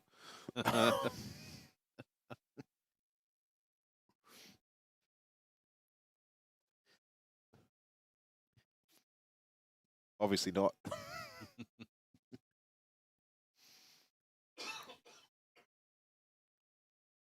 Oh, well, the wagon getting really out of shape off the line.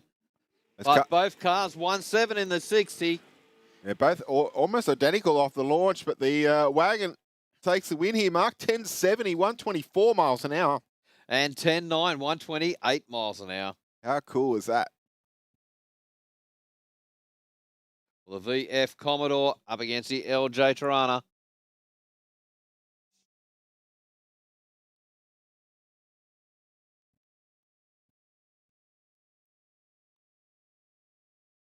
Little Tirana away to the 60-foot quite quickly, 1.6 seconds.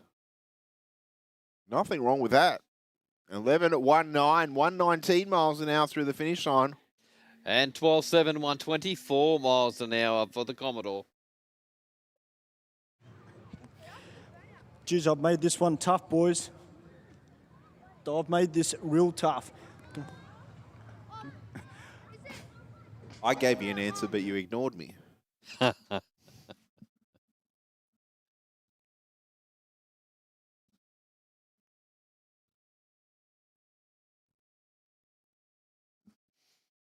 The HR delivery on its way to another strong pass. 1.7 seconds to the 60. 11.16. 126 miles an hour across the finish line.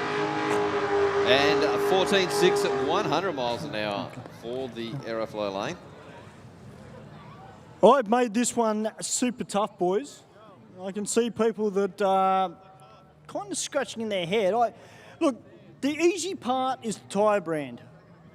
The hard part is what are the tyres.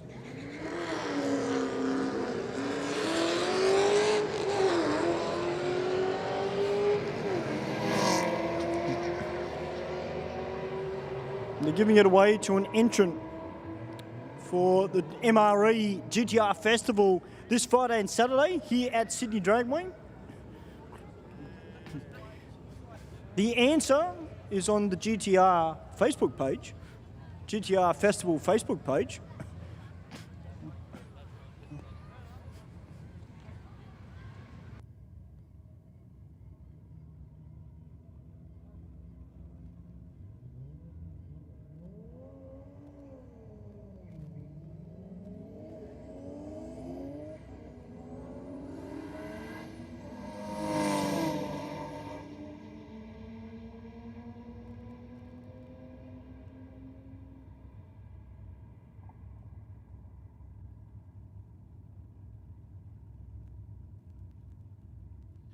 14.5 to a 14.1 for the VF Commodore sedan up against the Commodore Ute.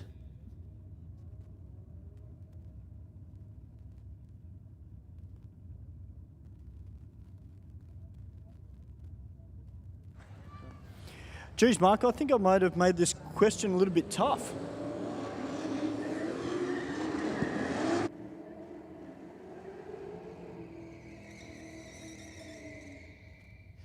Can you throw out something for him? Go. All right, I'll give you guys a bit of a hint.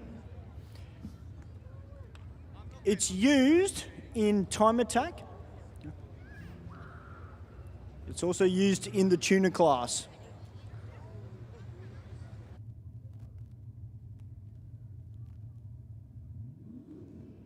Does the brand start with a Y, Stu? It may do. Yes, it does. Okay. Yep. So that's the first part. But the second part is the tough one. Well, I didn't think it would be this tough, to be honest, but the answer, guys, is on the GTR Facebook page. I can give you the size. Can we give away the size?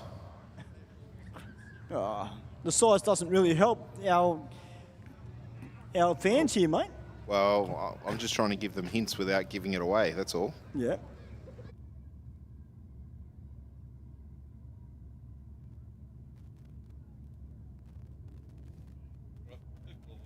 Yes. We've got time. You've already gave him a really good hint on the website. Yep. And the brand starts with a Y.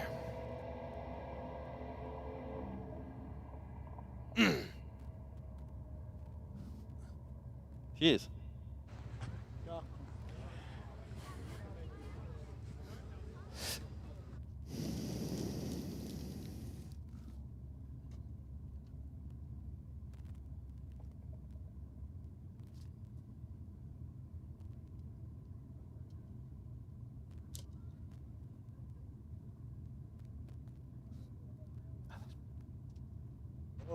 Well, Mark and Steve. Yes. I see a lady coming up with a smile, so I think we might have a winner. How are you, ma'am? How are you? Not bad, thank you. All right. Do you know the answer? Yokohama. Yokohama? That's half right. Yokohama at Van. That's it. Congratulations, ma'am. What's your name? Jane. Welcome, Jane. Congratulations, RX hoodie from RX Nation. Congratulations. Well done. Thank you. All right, guys, I've got one more to give away, and we'll give that away probably around 9 o'clock. Congratulations, Jane. Hope it keeps you nice and warm out there tonight.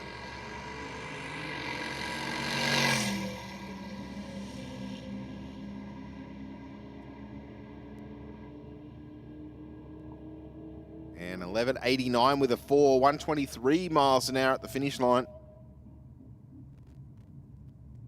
Yeah, I could see that the chat's race playing along with Stewie's quizzes.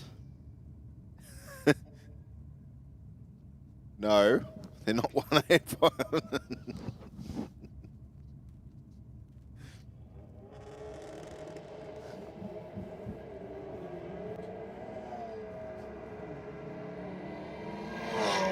Definitely not those, Rob.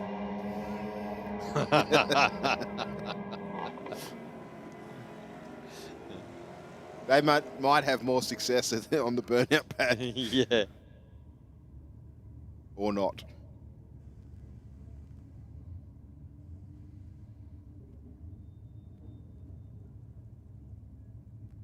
All right, our nitrous-fed VH Commodore taking on that very nice Falcon utility down there in the rocket lane. Oh!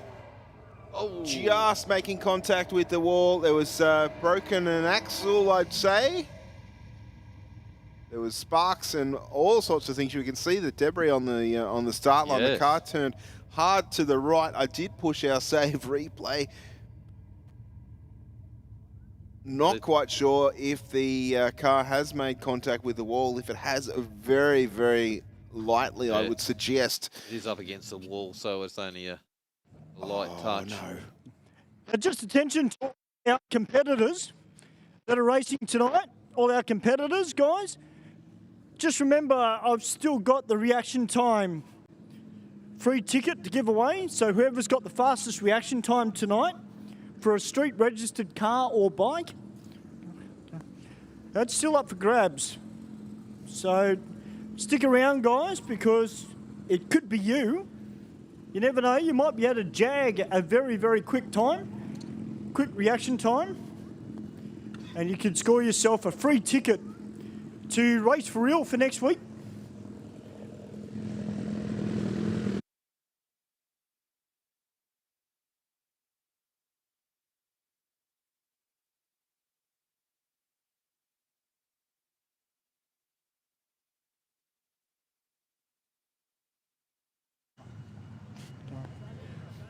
Now, I haven't been keeping an eye on the reaction times at all, so we will have to go up into race control and finalise who's got the fastest reaction time. But there's still a little bit of time left, guys.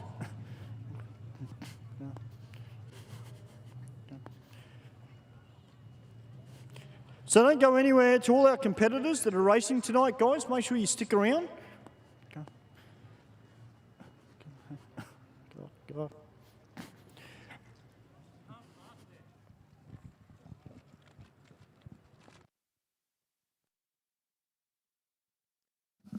Probably landed on the control, the rear control arms. I wonder if it.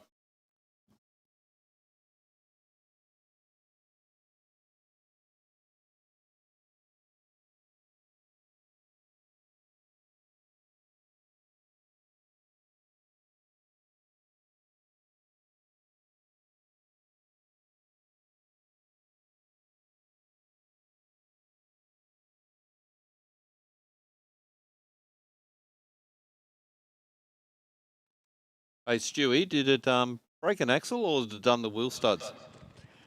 I dare say it's probably done the studs, mate. Yeah, it's just the studs, mate. So snapped them, so we'll have to get a tilt tray and we'll have to come pick up Delta. That's a bit unfortunate, mate, but hey, as they say, that's racing. It is, mate, it is. What do you do? No one's hurt. Exactly right, mate.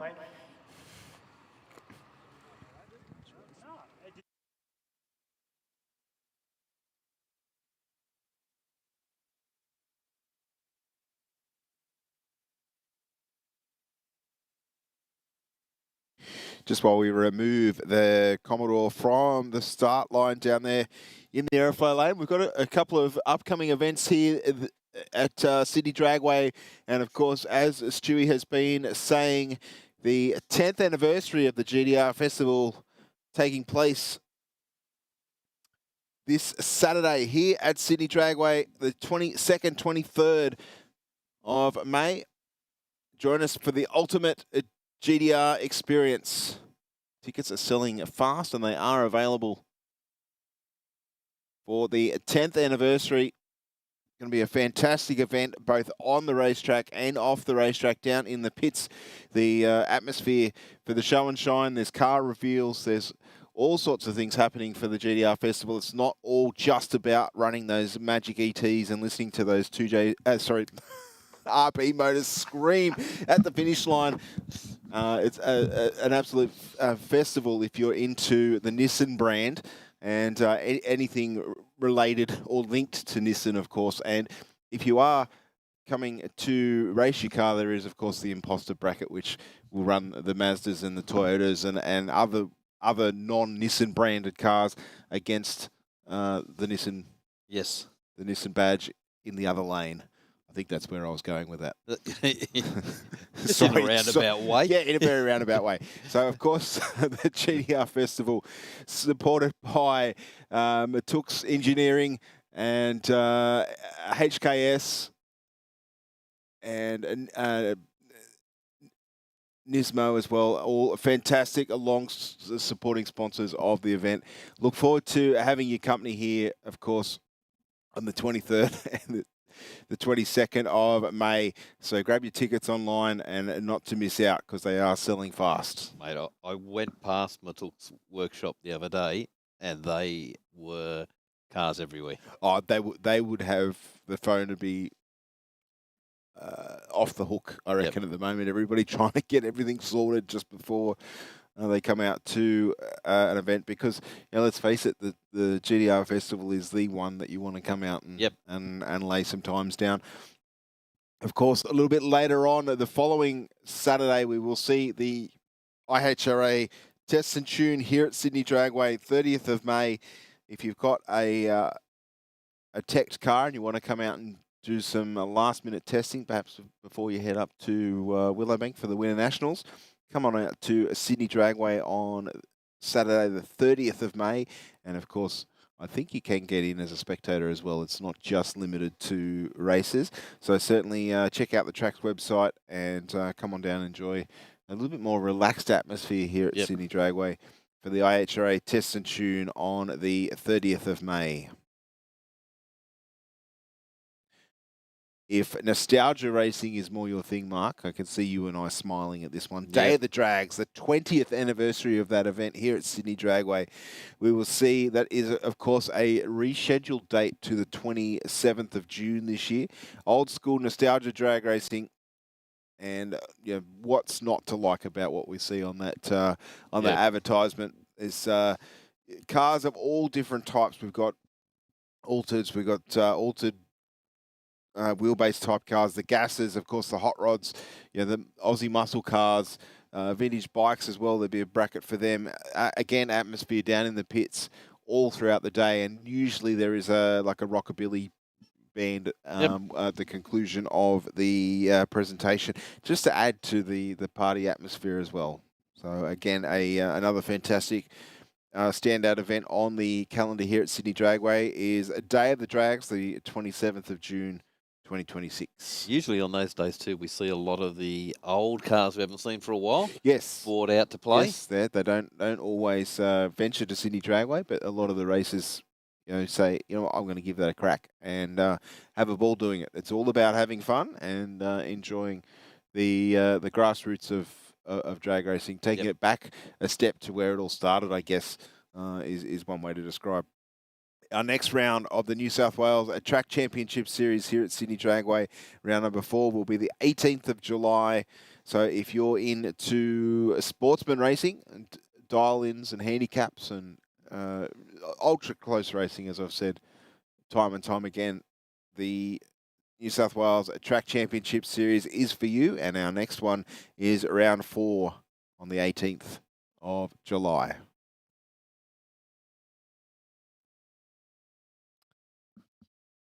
All right, we got this car just about up on the tilt tray.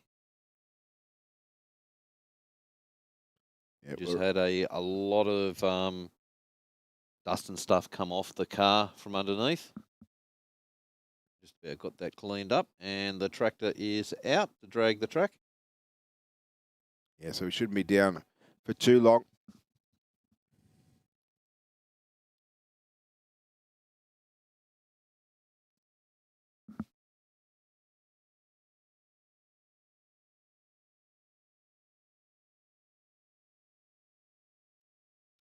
Don't forget, ladies and gentlemen, if you're after a warm cup of coffee or similar, the cafeteria downstairs, I'm sure you'd enjoy a visit down there.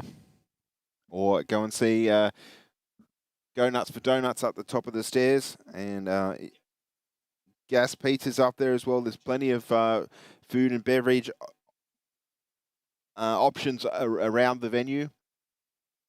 And the ice cream shop up the top of the stairs as well. And young Adam has sent me a photo of at least one of the offending wheel studs. It's much shorter than what it was when it was put in. Yeah. Unfortunately, I hope the damage done is as minimal as it can be, and we can get that racer back on the racetrack, the next event, without too much fuss. Well, I'm down in the staging lanes. Yes. Okay.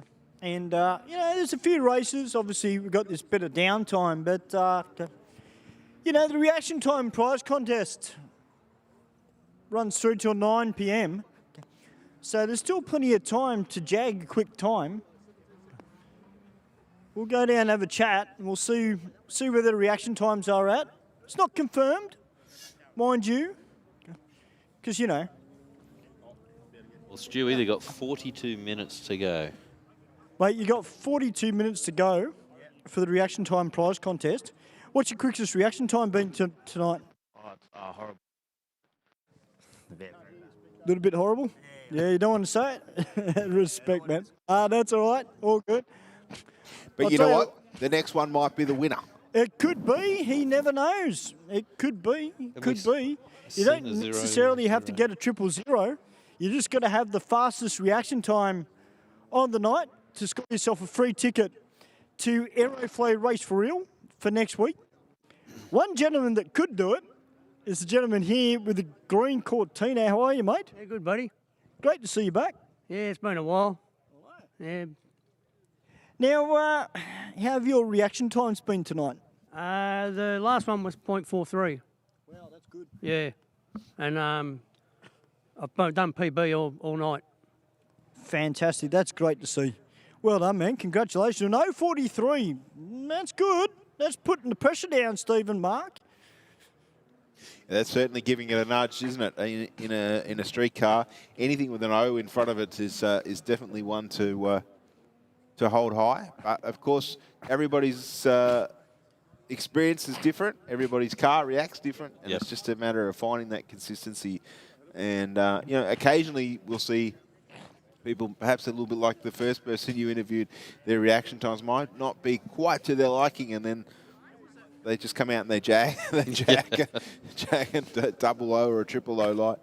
And you know what? That's all it takes. Like we've in the past, we've given, it doesn't matter what you're driving, we've given awards to motorcycles, to cars, to manual Suzuki Jimneys, I think was one that stood out. Yep, that was the last, back when we used to do the jackpot. I think he walked away with a tidy sum. But certainly it's not one to beat yourself up about. It's just a matter of practice and working away at it. Well, generally the motorcycles go pretty well when it comes to reaction times. Do they? They do. How are your reaction times tonight, sir? I think I did 37 thousandths of a second. That's not bad. Not bad. That's good. That's good. You never know. You might go a 0.01. That'd be good. You never know. How about you, my friend? Your reaction time's been pretty good tonight? I don't know, mate. Just working on a 60-foot. Fair enough. That's one way to go racing, isn't it, Steve? What the gentleman with the bike just said? Just trying to get the 60 right? Yeah, very much so. I think the track is broken up into a number of increments. Of course, if you're at the venue or on the live stream, you can see down the centre line of the racetrack, there's a number of cubes, and they are effectively reflectors for beams that are shot across the racetrack from the wall to the centre. Now, the reflectors, when the car or bike runs through them, they're a timing system that then give us increments as the car or bike move down the racetrack. The first of the cubes is basically at the end of the blue paint between the Christmas tree and the blue paint that we see at the start line. That's 60 feet, around 18 metres from the start line. Our next cube is the 330 foot mark. That's roughly where the tractor is approaching, right about, just stretch it out, about now. That's the 330 foot mark. It's another one that a lot of the racers use to govern how well the car is leaving the start line and then moving into the next sector of the racetrack. Moving further south, we have the 594 and the 660. They are the the speed trap and the finish line for the 8th mile mark, which of course is where all of our junior competitors race to, and a lot of our radial races run over the 8th mile when they come to Sydney. Moving further down the racetrack, we have 1,000 foot. that is another good one. We use that as commentators. We keep an eye on that one as the cars make their way down the racetrack. And if the cars are locked together, that's always a good indication of how quick the times appear there. If they're really close there, it generally means that at the finish line, they're going to be tight as well. Then we have the 12.94 and the finish line, which is 13.20. And there we go. We've just completed... Now, the other thing we should touch on too, guys, and I'll probably leave this for you guys to explain a little bit better than me, but we talk about reaction times, and to a lot of the racers that come out here, you know, they've come straight off the street, do the right thing, but there's a bit of a difference, isn't there, boys, in the staging procedure for a reaction time. Some people will shallow stage, other racers will deep stage, and they can have a little bit of a 50-50 with your reaction time. Yeah, well, the staging, I mean, contrary to what some people believe, the reaction time does not add or subtract to your finish line time or speed. It does affect that a little bit, but the reaction time itself does not actually add or subtract. So in effect, when the light goes green, you can sit there for 10 seconds. That doesn't mean that if your car normally runs 10 seconds that you're now going to run a 20-second pass. As I say, so the reaction time does not affect the actual ET, but what it can actually change a little bit in terms of where you're staged the car, as Stewie was just touching on. So there's a term called shallow staging. That's where you just ever so slightly bring that second white light on. That if we see that flicker, that means that the car or bike is shallow staged in the beam. They're just breaking that second beam. What that means is their racetrack actually becomes 402.1 meters, for example. So what that might mean is the car or bike will actually run a slightly higher speed at the finish line, albeit for the small amount of, I'll say, run-up it's had to the actual timer. So, but if you shallow stage, or what they call deep stage, so where the car or bike keeps moving through the staging beam, the top white light will go out. That's when we know a car's in deep stage. What that will do, if you're running a Pro Tree, if you're in a street car, let's say, not a car that leaves the start line particularly hard, if you deep stage on a Pro Tree, you might have a better chance of cutting an O light. But what that might mean too is that you might affect your speed at the other end because you've lost that run up, in inverted commas, to the timing system. Would you agree or disagree with my explanation, Mark? Absolutely agree. Okay, great. Yeah. I hope that made sense. Yeah, so guys, we'll be calling the reaction time at 9 o'clock. So to all the racers, guys, don't go home because it could be you that wins the reaction time. I may even do it a bit before. I will double check with the powers that be. Don't forget you've got one more jacket up here as well, Stu. I do have one more jacket to give away. Well, I certainly do. Oh, Mark's telling me it's gone and I can't see it. Mate, the day, ladies and gentlemen, just make it clear, Mark Thomas is Holden through and through, okay? The day I see Mark Thomas wear a rotary jumper is the day I'll probably keel over. Surprise, surprise, Stewie. There's actually a rotary jumper in my cupboard at home. Oh, you're kidding me. No, there's not. There is. Are you serious? It's my son's. Oh, wow. Have you actually got one? Nathan is a mad rotary fan. Man. What you haven't said is he no longer lives at home. You know what? In all the years that we've been commentating together, Mark, I've never seen you in a rotary jumper. One day. Not that there's anything wrong with rotaries, it's just not what Mark's into. I tell you. It's not his wheelhouse. No. Well, ladies and gentlemen, a little bit later, of course, we've got a massive amount of burnout cars here tonight. And as I mentioned, unfortunately, Little Monster has had to withdraw just due to a bit of an issue that Shane has found with the car. However, we do have Phoenix here. Reese Forrester is here as well. Of course, sponsored by the Cleety Clothing Company. While we've got this bit of downtime, guys, if you haven't been up underneath the white marquee, Dom's got some winter stock on sale. So make sure you get up there and grab yourself a hoodie from the Cleety Clothing Company. Now, Glenn is here tonight as well with his car, his Commodore wagon. Haven't seen him skid for a while. So I'm interested to see how he goes. We've got a whole heap of street and mod. So we've got roughly about 10 cars tonight, guys, for the Burnouts. So you want to stick around for that. And also, guys, on the weekend, as part of the GTR Festival, they do have Burnout cars. They're all pro Burnout cars. Okay. And Mick Brusher has actually entered in year legal. Also, a car that, you guys have probably never heard of. I know that, Mark probably hasn't heard of it either, but it's a orange HQ with a blown methanol motor hanging out of the bonnet. So I've heard that's coming. I don't know, it's just some bloke who, Is that a guy that owns a civil company? It might be.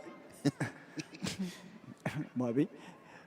But no, there's some big cars coming. Of course, we'll see the two Unos brothers here with the Datsuns. They'll be part. Now it's Burnouts versus Drifters. So Fernando Well, who has been a part of proceedings here at City Dragway before, he will be entered in the drifting. And speaking about drifting, guys, Mr. Howarth is out the back in the pink Commodore. He's out doing some drifting. The car looking great since it was repaired, since he had a bit of an unfortunate entry into the burnout pad and smacked the left rear door towards the end of last year. But thankfully he's got that all fixed. All right, guys, we're back to racing. We got the Falcon about to take on the Boomer.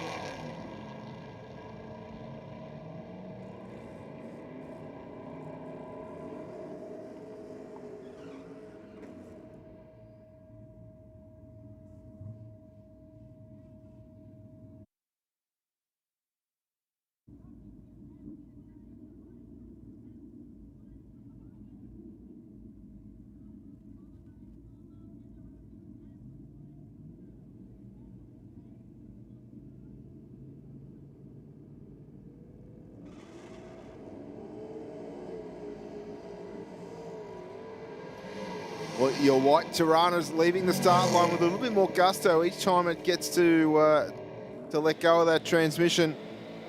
1073 with a 5 mark, 127 miles an hour. Mate, that's going really good, just naturally aspirated, isn't it? Mm-hmm.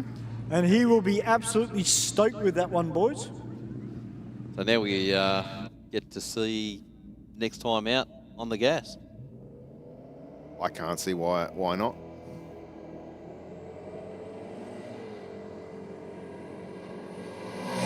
Going the Aeroflow lane, leaving the start line nicely. 1:44 to the 60. And a 10.0 at 1:35 across the finish line. Well, 1:35, that's a 9-second pass all day. That's that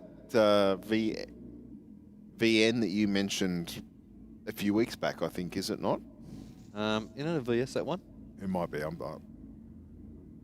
sorry if my Commodore knowledge is not as good as Mr. Holden here. Yeah, because he sat on the line for a while just building. First pair of bikes this time around at 12.0 in the Aeroflow lane. 111 miles an hour. And 14.6 at 87 miles an hour. Now, one thing I should touch on as well, which I forgot to mention about reaction time. It is not uncommon for a first-timer to potentially get the fastest reaction time. So I'm putting the challenge out there to all our first-timers. Let's see if you can beat some of these seasoned veterans. No pressure, guys. No pressure. No pressure. None at all. No pressure. You know. Just get on out there and have a go. That's exactly right. Get out, have a crack. Because I'll tell you, once you do it once, and Mark and Steve will vouch for this, once you get out there, you want to keep going. So, on that subject, Mark, the Pocket Rocket might be making a run in a week or two. Oh, you're going to roll out the Mazda, Stu? Yeah, I'm going to roll out the Pocket Rocket, give it a run. I thought he might have run in the imposter class. Imposter class? No, I was going to go in the Rice class, you know, because, you know, my car's small and it's Japanese, so, you know.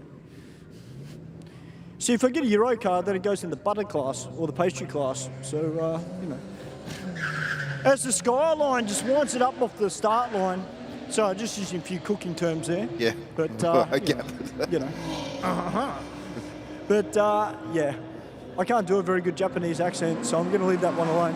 1375 to a 1743 there for the early model Skyline. All right, Rev 73, the Ford Cortina, Steve. He's here just about every week. He's been racing this car for a number of years now here at Aeroflow Race for real. Oh, look at that, .080 on the tree. It's a pretty good effort. Stu, the pressure you put him... Yeah, you did put him under a bit of pressure, I'm not going to lie. I think he put himself under a bit more. Well, actually, I'm trying to put everybody under it, because to be brutally honest, right, when I call the fastest reaction time at 9 o'clock tonight, and whoever wins it, I got my fingers crossed we're going to see a 000 tonight. Now, we haven't seen a 000 for a little while here at Aeroflow Race for real. Yeah, it has been a while. I think probably the couple of good reaction times we're seeing have been by competition cars anyway, which aren't in the running. All right, so unofficially, by our starting team, they think they've seen a .005, but that's to be confirmed. That's to be confirmed. So we shall see.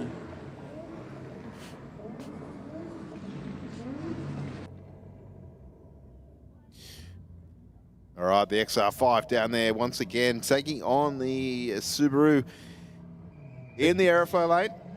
XR5's having a cracker of a night, apart from that one little hiccup and a few backfires. He's having a cracker of a night, literally. 12.11 with a 3, 129 miles an hour. And 16.3, 82 miles an hour. See if we got that. Watch the car right of screen. Big flashes of flame on the gear change.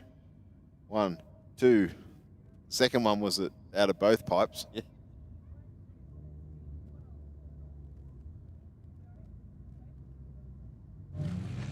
Now, unfortunately there for the Volkswagen, just jumped on the lights, a red light, which constitutes a foul start, and the Falcon winding up that turbo motor and running on through with 1320, and No time recorded, unfortunately. Yeah, I think leaving the start line before the timers were activated there. You can red light and still get a time. It's just you can't be, I'll say super red, if I can use that terminology.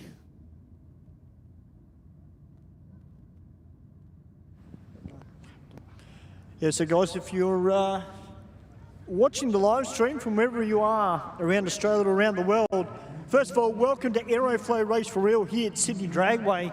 And don't leave your screens, guys, because we've got some mental burnouts coming up. Now, the question is, though, and I'm going to pose this question, guys, and to everybody here in the venue, I need your guys' help, right? Who reckons we need to get Mark Thomas pad side and get a little bit of smoke and methanol fumes up his nose? What do you reckon, guys? What do you reckon, guys? We get Mark Thomas out of the commentary box. And we get him pad side and he's just looking at me going, no. It's cold out there. If looks could kill Stu. Oh, come on, you.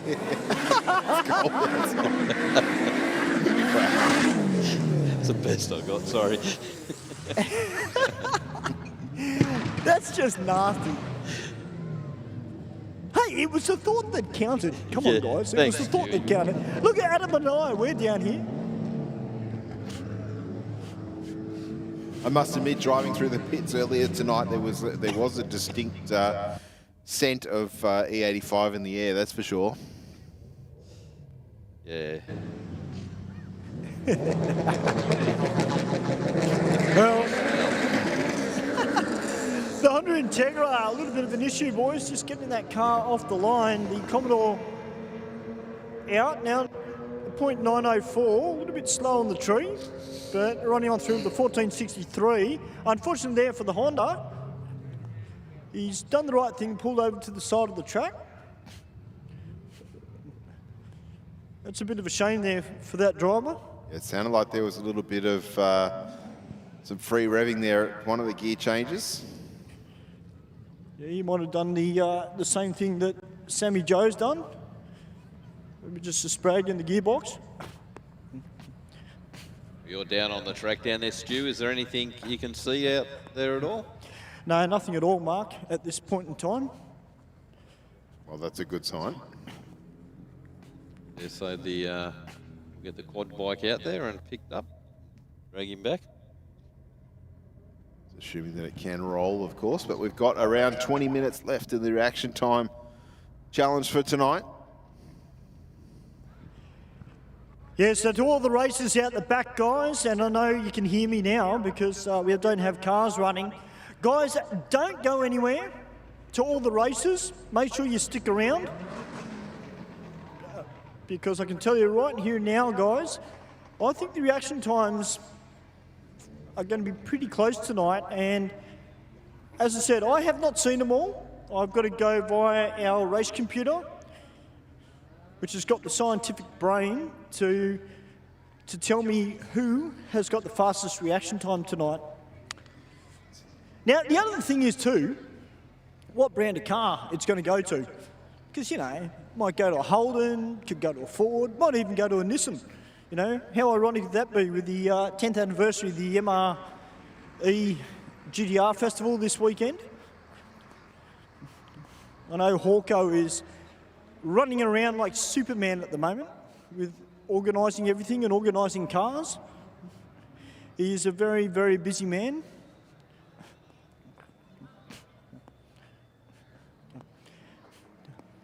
Now we've got a pretty decent crowd here tonight as well. Plenty of kids here. You know what, while we've got this little break, just before we do the reaction times, you know what, I might give away that RX Nation jacket, I think, providing Mark's not wearing it. Okay, I'll take it off. Okay, thank you. I hope you put deodorant on. Oh, sorry. I'm not saying that you stink, it's just, you know, there's other people got to wear it, that's all. I just warmed it up for the next person. Oh, that, that works.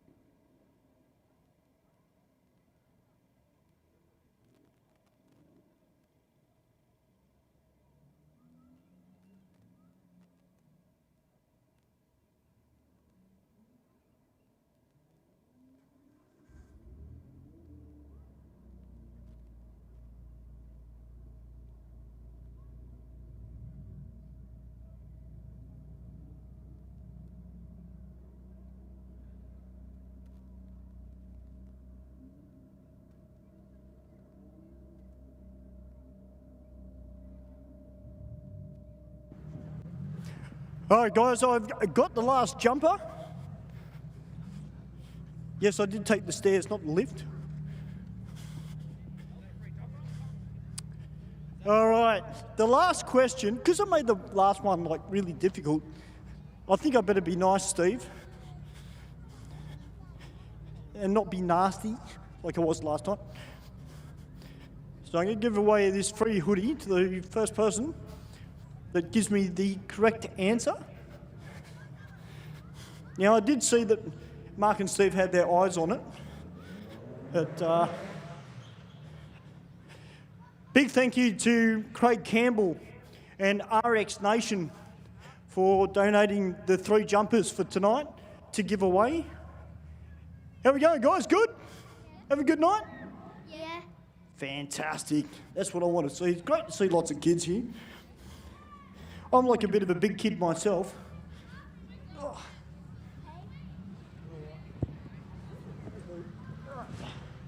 That's the easy way to get over. Don't do that, kids. All right.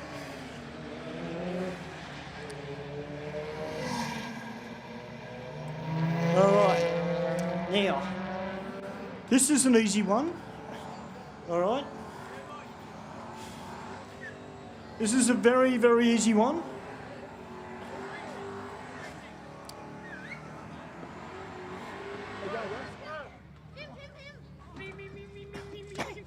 All right. All right. So, we'll come down this end because I've been up that end a bit. Excuse me, mate. Good lad. All right.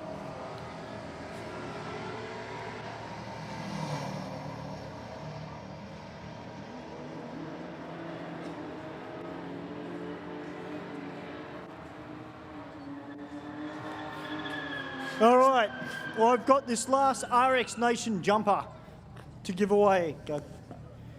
This is a bit of a 2-part question, but it's a lot easier than the last one, okay?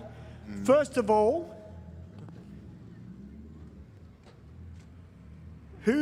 what is the name of the host of Motive Video?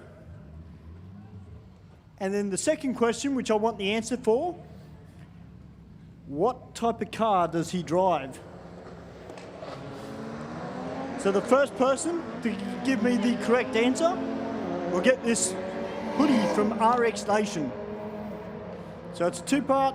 I want 2 answers. Number 1, who is the host of Motive DVD? And then the answer I want for the second question is, what type of car does he drive?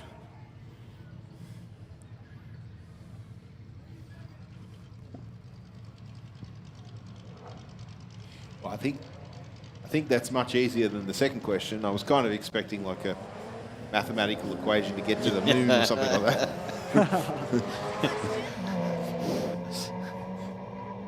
What boost levels does...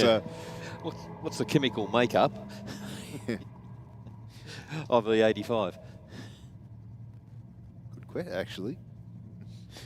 Pretty Googles, how do I make the 85? Yeah. And then go home and start making it.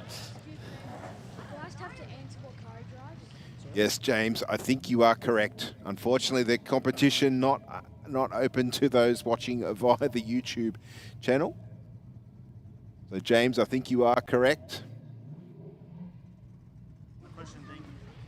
Hey, mate, what's your name? Sean. Sean, what's your answers, mate? Andrew Hawkins. And he drives S14 and the GTR. 100% right, mate. Congratulations. Last jumper from RX Nation. Thank you very much, mate. Congratulations. Put your hands together, guys. And to all the kids, guys, don't go anywhere because we've got Burnouts coming up very, very soon. Got a very strong pair of Burnouts down there on the start line now. The mention of Burnouts has G'd them up. Yep. And Mitch, if you can hear me, the car that you are looking for has just run down the racetrack and will probably be crossing the burnout pad in about 30 seconds. Just to repeat, Mitch, if you can hear me, the car you are looking for has just run down the 1/4 mile.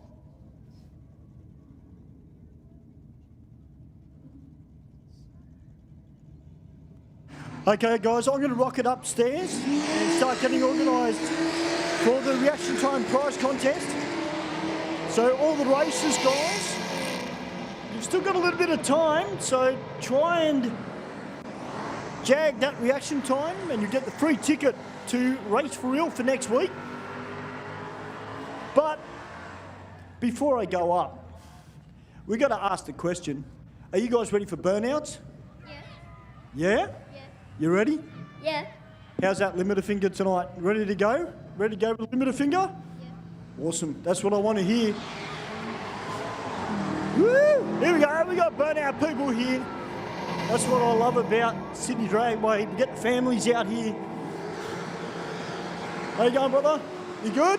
You ready for burnouts? Yes. That's what I want to hear. All right, I'll go up and get this reaction time organised. And then it's party time coming up, where we can all let our hair down, literally.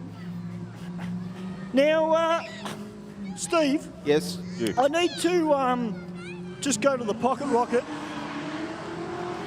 because it's a special night. I'm going to see if I've got the other lot of hair in the back of the car. Oh, okay, yes, fair. Yeah, I'm kind of feeling it tonight. If you can hear me, just while the Kalidi wagon does the big burnout down there, Mitch is on the mission to find the car with the what we believe is the best reaction time so far. Yep. And that car probably should be returning down the return road any moment now. Okay, beautiful. I'm just going to say that. All right, well, I'll come back upstairs. Well, I think Mitch is going to say for him not to that car, not to owner, not to go anywhere, as we believe that that works he out or well. she is winning at the moment. Yep, definitely. Well, looks like the Supra may have heard it. Can you just let the boys upstairs know I've spoken to him? He's just going through that centre escape road. I think you just heard Mitch say that he's spoken to him. Sweet. Yep. Perfect. Teamwork, dream work, mate.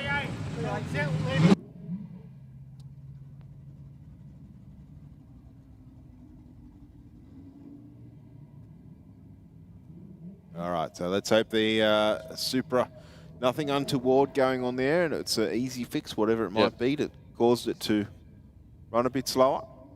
Got another Supra down there in the Aeroflow lane about to commence the burnout.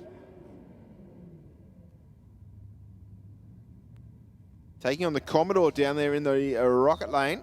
Very short little burnout, both cars. Kind of feel this time of night you'd want to at least get a little bit of smoke happening just to A, make sure the tyres are dry, and B, make sure there's a little bit of heat in it. You don't need to actually absolutely fry the tyre, but you do need to. Oh, maybe there's something else going on with the Commodore, Mark. Yes. Supra on its way to a 14.0 at 115 miles an hour. Commodore is just cruising.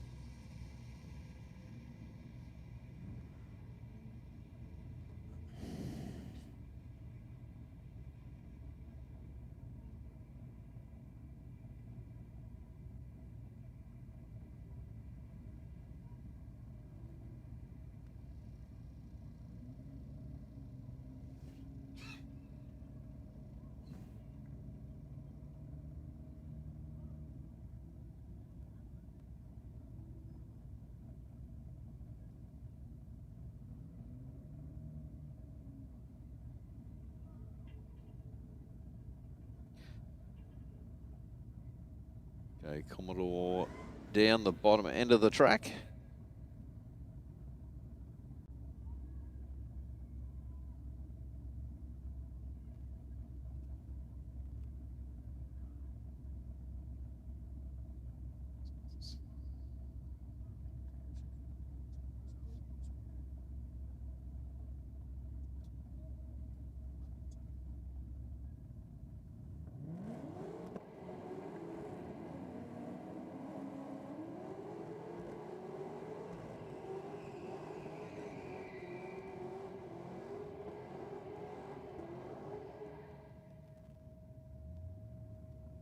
Okay, as we were saying, just put a little bit of heat in those tyres. That's enough. Yeah, these two VF Commodores took it on board. We reached the people.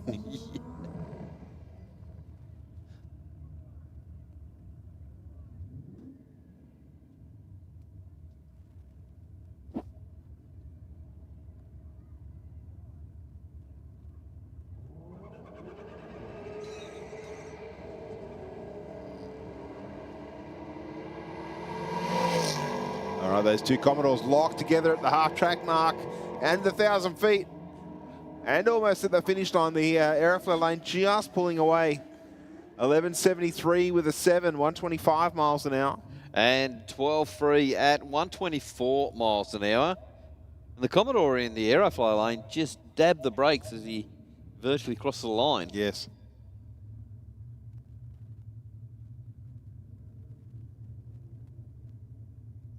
Next pair, we've got a BMW down there in the Aeroflow lane, taking on the Holden Utility in the Rocket.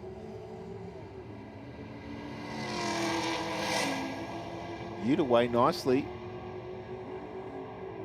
And runs a 12.65 at 114 miles an hour.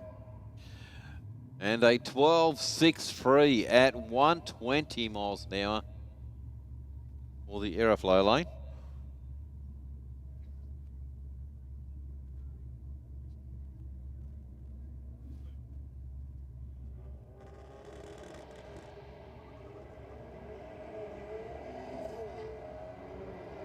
Little hatchback in the Rocket lane. Gone like a scolded cat. 1.8 seconds to the 60. Gets to the finish line first mark. 11.80 with a 6, 117 miles an hour. And 11.4, 117 miles an hour also for the Aeroflow lane. Next pair, I think it's an Audi down there in the Aeroflow lane. Taking on the Commodore Utility.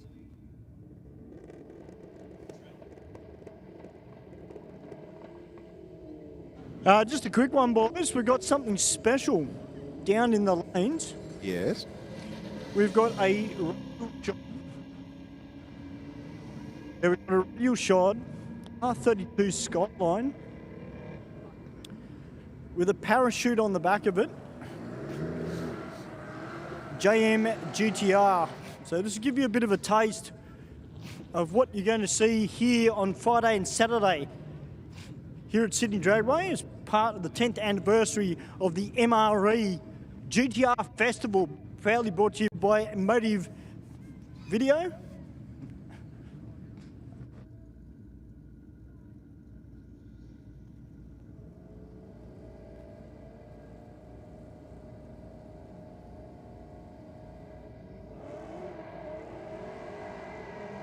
Sounded like there was a little bit of a pedal on the start line for the Falcon Utility.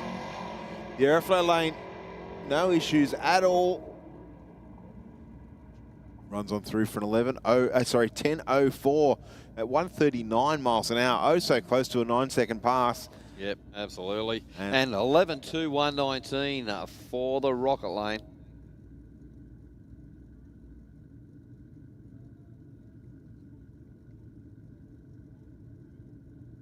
You just get to that point, and it's just so annoying because you know that so perfect pass is coming. Break into that 9.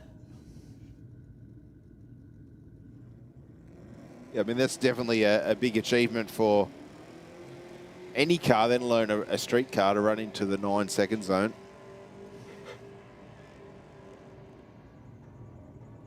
Yeah, it is indeed.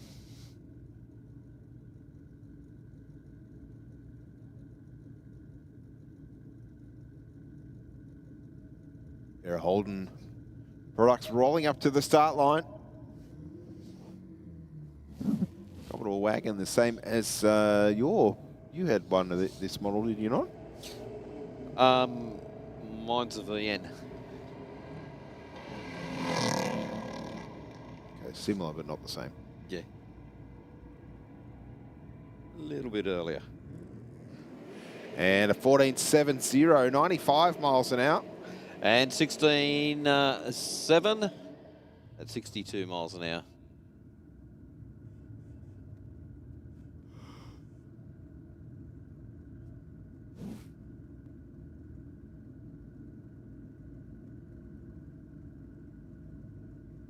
There we go, the racer in the Aeroflow lane, just going in deep staged. That's too deep. That's too deep.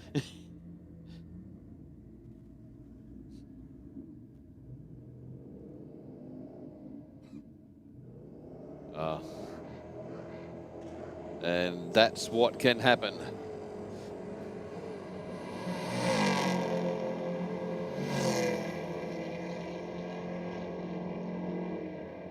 Nine 138 miles an hour. And no ET at all for the car in the Aeroflow lane.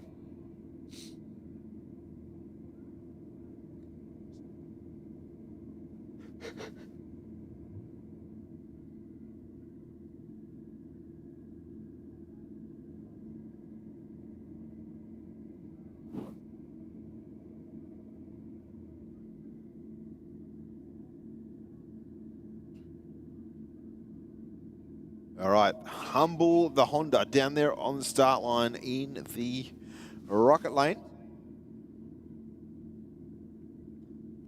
Making it plenty of all-wheel drive horsepower down there. Just a matter of getting it to the ground and running it through the gears all the way through the finish line. I think we might see a full noise pass. I hope we do. I'm sure that the driver definitely hopes for that as well. Onto a pro tree.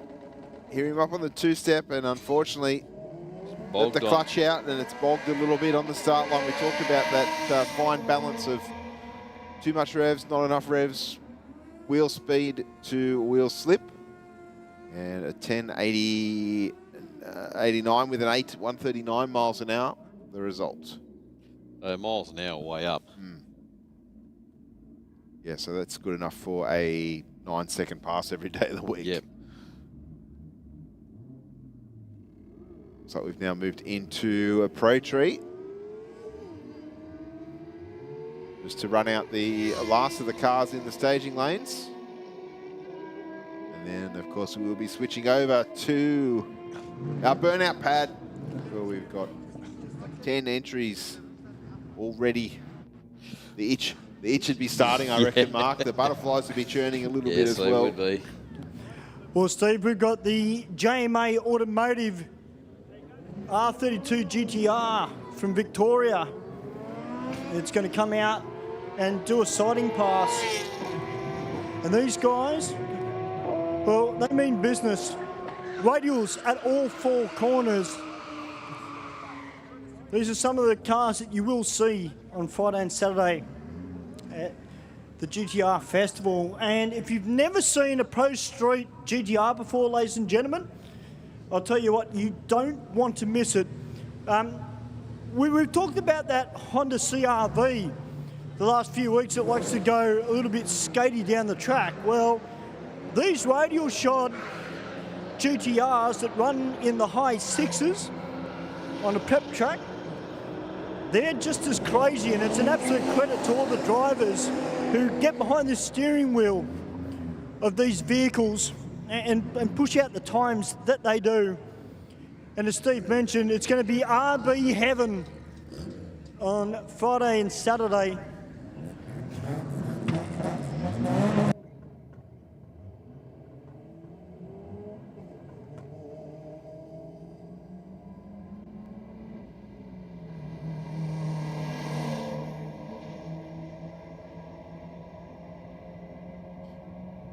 Two cars are pretty close across the finish line. The rocket lane just pulling away at the end there.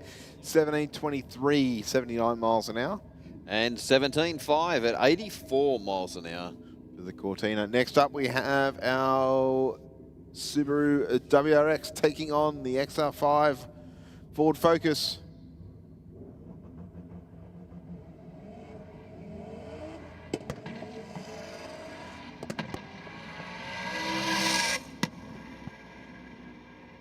Focus on a run here, Mark. 11.40, 131 miles an hour across the finish line. Yeah, great pass. And 16.5 at 82 miles an hour. That is a great pass for that car.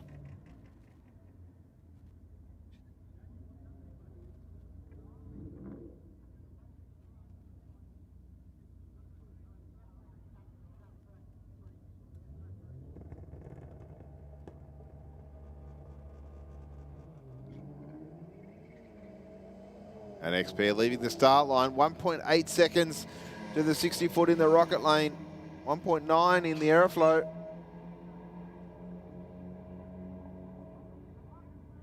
And the winner at 11.00, 128 miles an hour. And 12.1, 111 miles an hour. Subaru down in the rocket lane.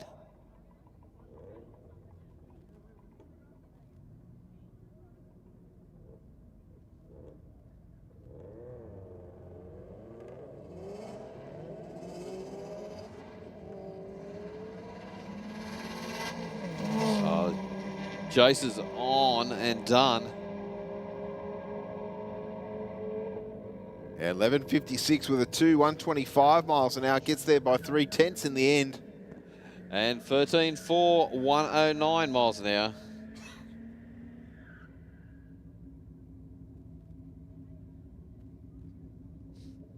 Utility making sure those tyres are nice and hot.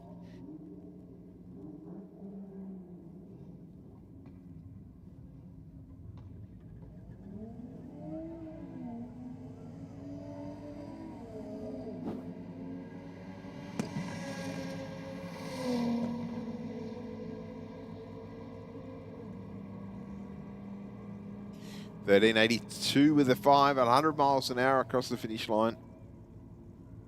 Takes the win over 14.34 at 101.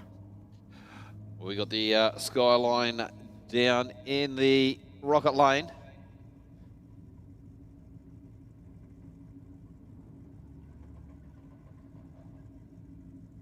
As Stewie said, this thing is set up with all the gear that's required.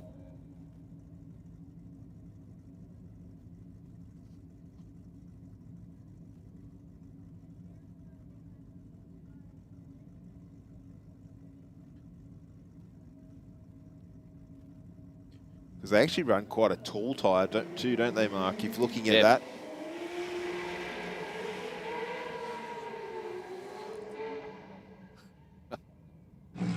Almost effortlessly smoking those rear tyres. Well, that's definitely throwing a heap of RPM at it.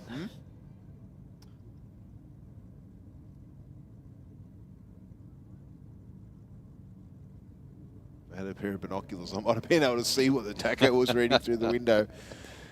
All right, the Tirana into full stage. The Skyline now in.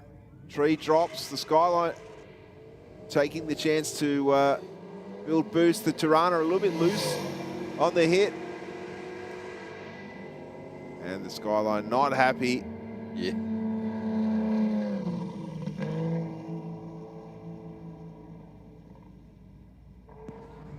Now, it's very difficult to get all that power through the tyre on a street prep for that car. But I'll tell you what, you're going to hear plenty of screaming RBs on Friday and Saturday. Don't forget, guys, on Friday, it's the COTS roll racing. That's going to be massive. Steve, I'm actually kind of excited because I'll be honest with you, mate, I've never actually seen the COTS roll racing before. So I have been told, Steve, that there are some very, very tough cars that have been here before to Sydney Dragway and have a crack at the event. There's always plenty of tough cars here at the COTS roll racing events. It's and it's a fantastic opportunity to see exactly how quick some of these cars are able to run over the racetrack here at Sydney Dragway.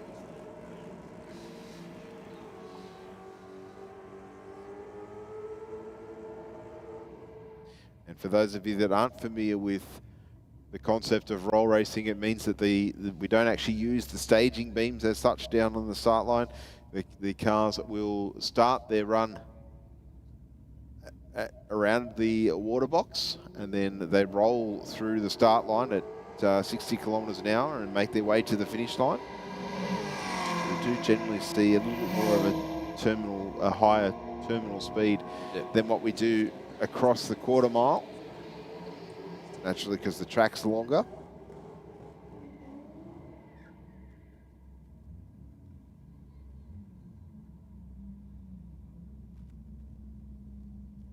There's also the advantage that you don't stress your drive line as much. No.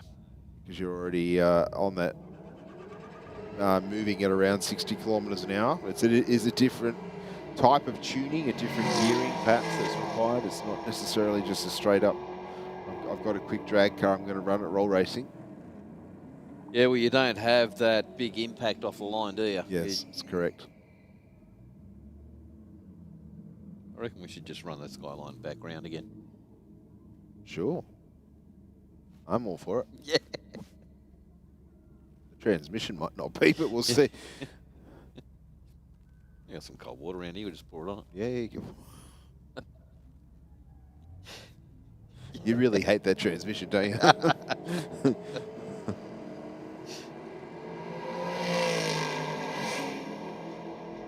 All right, looks like the Rocket Lane's got this one wrapped up, Mark. 10.66 with an 8, 133 miles an hour across the finish line.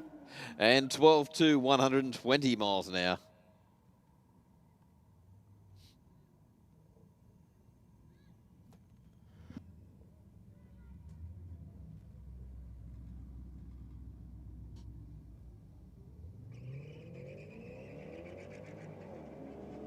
Commodore taking on the hatchback down there.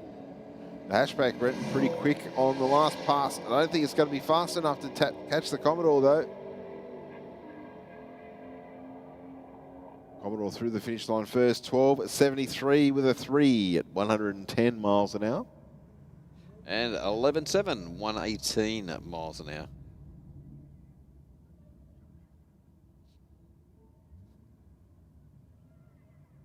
I think our burnout cars are coming round. Yeah, I can see on the staging lane cameras, they'll be coming under the tunnel. So now is the time that we give our community announcement. Can we have all of our spectators in the grandstand up behind the first row of the coloured seats? So the blue and the red seats. We need everybody up behind that row of seats, please.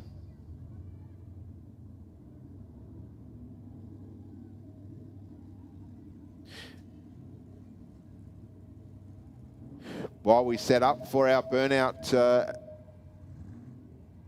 part of the evening here at Sydney Dragway, I might just get Ben to quickly throw the ad for the GTR Festival happening this weekend here at Sydney Dragway. We'll be back with you very, very shortly.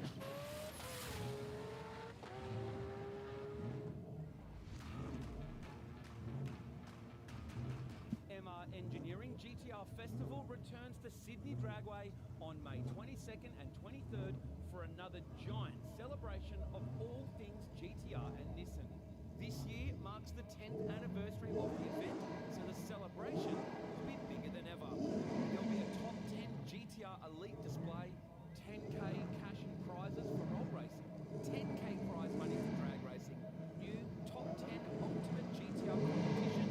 There will be 10 new builds unveiled and 10 special guests, including Hiroshi Kimura, Mr. Carbon Fiber Sakamoto, Nick Andrade, Mighty Car Mods, Street Alpha Podcast, Shipbox Garage, and more big announcements still to come. After last year's show and shine and Traders Alley sold out, we have made it even bigger for 2026. So expect to see even more great performance parts, merchandise, and epic cars on display. The event is open to all models of Nissan of all levels of modification, from rare and collector GTRs to 2,000 horsepower monsters, from drift to time attack to sex spec, from old school Princes and Datsuns to new Zeds, from S chassis to Pulsars to Nissan Patrols. You can enter your car to display and hang out, or hit the track for COTS roll racing on Friday and then drag racing, both street and competition class, as well as Motorcarna on Saturday. Want to take on Godzilla? Well, we let some imposters come to play too, with twin-turbo Lambos, Evos, Rotaries and more.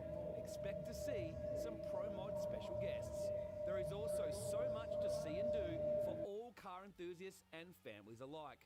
Drift rides, oil-down entertainment, fireworks both Friday and Saturday night, kids rides, food trucks and the Drifters versus Burnouts competition.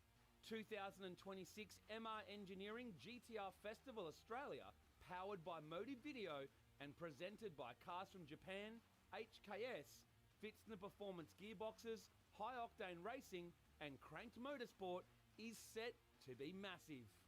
Grab your car entry to display or race and your VIP tickets now before they sell out, as well as discounted online spectator tickets. GTRfestival.com.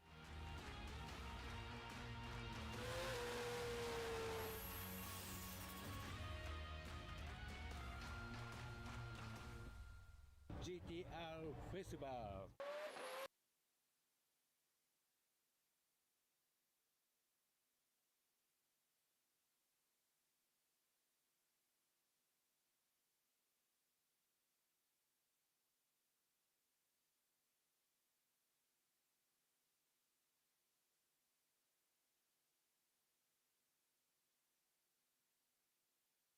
All right, Sydney Dragway. It's that time of the night. Of course, I did mention for the GTR Festival, we got pro burnouts. Tonight, we've got a bit of everything. We've got street, mod, and pro. Now, Steve, unfortunately, I couldn't find my other hair. I must have left it at home somewhere. It's a bit unfortunate, but that's life. But we've got heaps of kids here tonight. How are you guys? We've got plenty of Burnout fans in the crowd tonight. All right. We're going to get those limited fingers going, aren't we, guys? Let's get those limited fingers up. You know, it's that time of night where we party. You know that, don't you? And the Burnout family, you guys know how to party like the rocket. And I'll tell you what, we've got some great cars out the back. I will just jump off the pad before Keithy gets me in trouble. Wait for our fire crew to come up.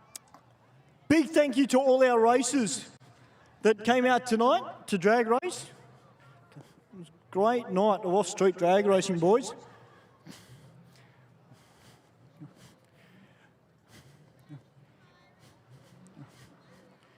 Now, on to Sly is here tonight, and I can tell you guys, when he drove past me, he is super pumped. Here we go with our first car. Nice lot of smoke onto the pad. Sounding tough as well. Let's see how he goes on the inside.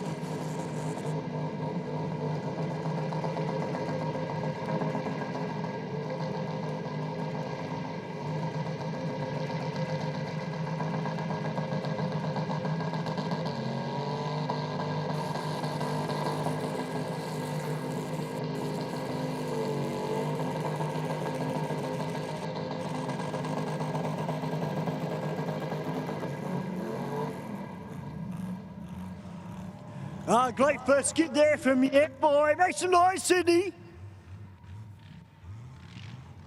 All right, next up on the pad, this gentleman, last time he brought the car out, it didn't exactly end up pretty well. I'm sure a lot of you might remember a certain pink Commodore. It's Josh Hayworth in How's That?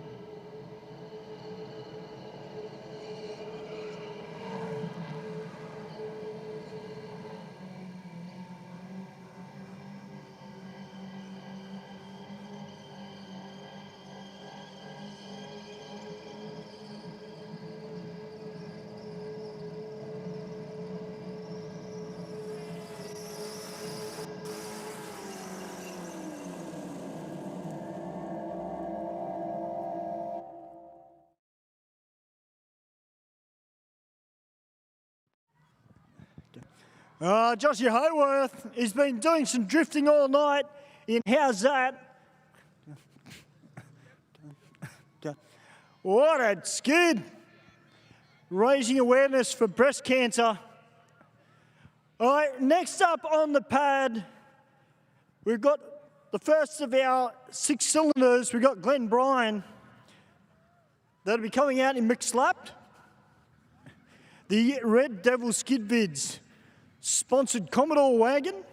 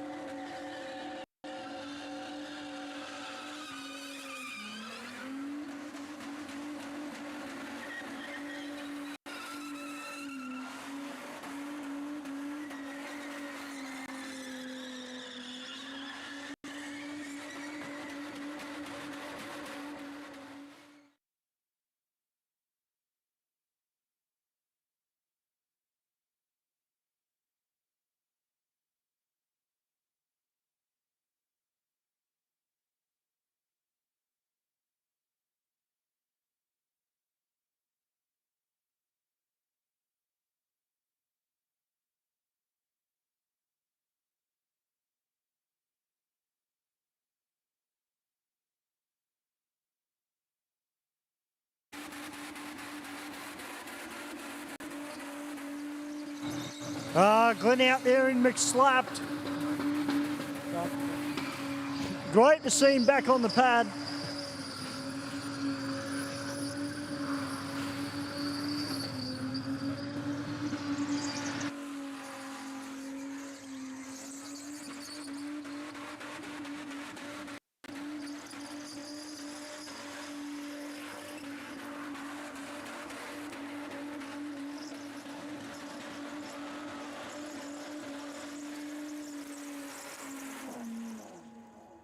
Ladies and gentlemen, put your hands together for Glenn. All right, next up is one of the showstoppers, ladies and gentlemen. It is Reese Forrester in 0Fs. We got any Reese Forrester fans?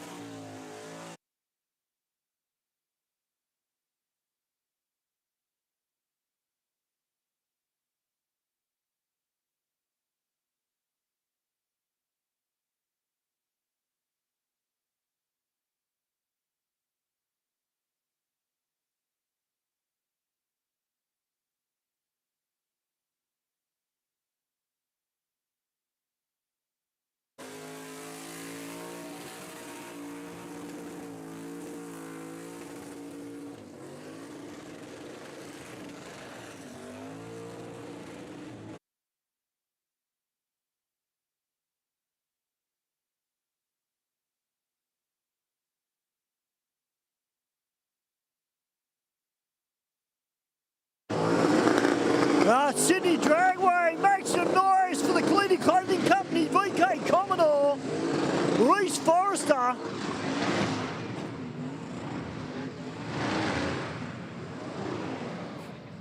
right, ladies and gentlemen, boys and girls, Mark and Steve, it's time for some blown alcohol. It is Phoenix that is about to come out. We got any Phoenix fans in the crowd?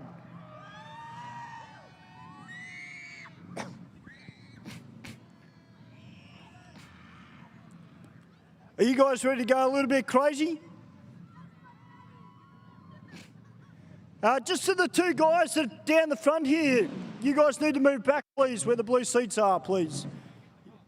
You're not to come down to the front, otherwise we will stop the burnout.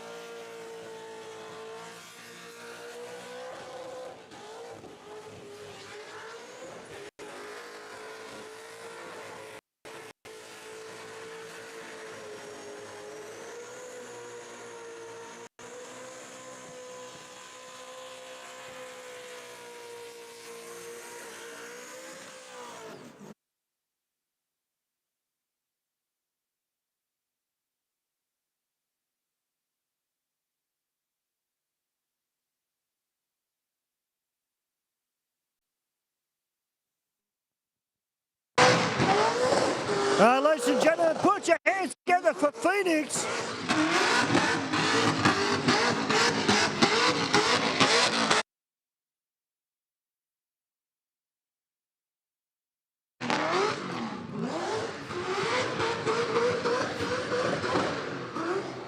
Did you enjoy that one, Sydney? All right, next up on the pad, this gentleman might be only a young guy, but he knows how to steer and he knows how to have fun. It is on the sly.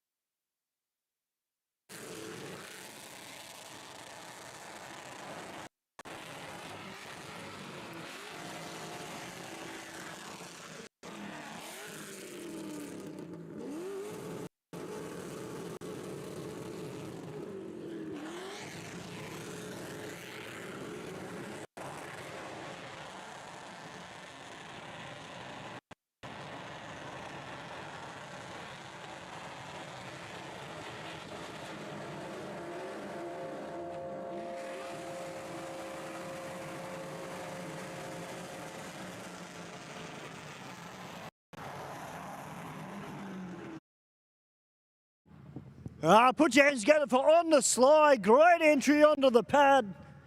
Out of the Commodore.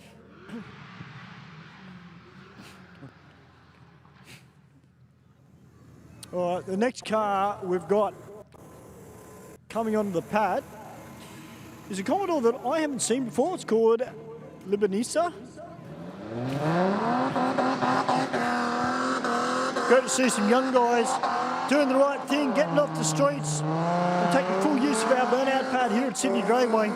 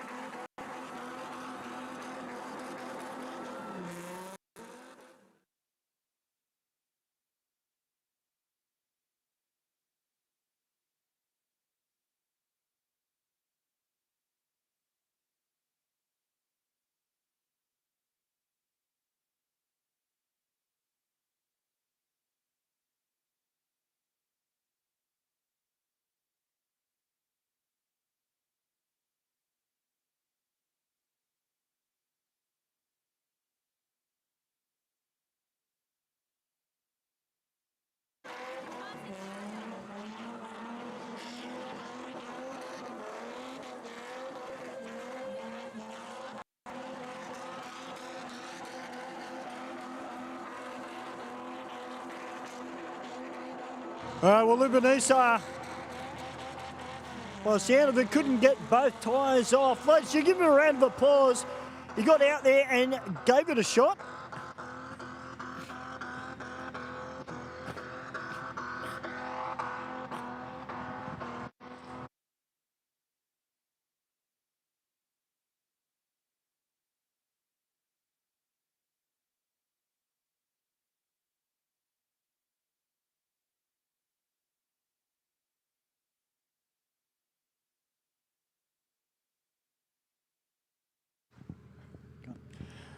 Well, a fair bit over time there from that Commodore driver. But better off to do it on our pad than on the street.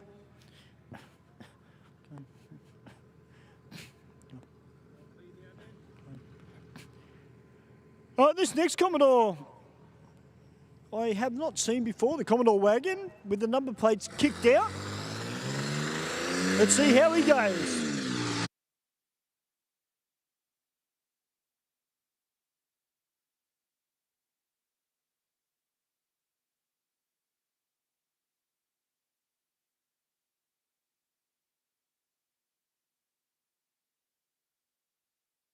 This is exactly the reason why we encourage everybody, if you're going to do a burnout, guys, come here to Sydney Dragway and do it on the burnout pad, not on the street, because that is what can happen. And believe me, if it happened on the street and you yourself were killed or you killed somebody else, it's not something you want on your conscience. So we do encourage everybody to come out here to Sydney Dragway and do it the right way. Next up, we've got one of our young guns, the Falcon Ute. Let's see how he goes. Young guns have been turning it up the last 6 months in burnouts.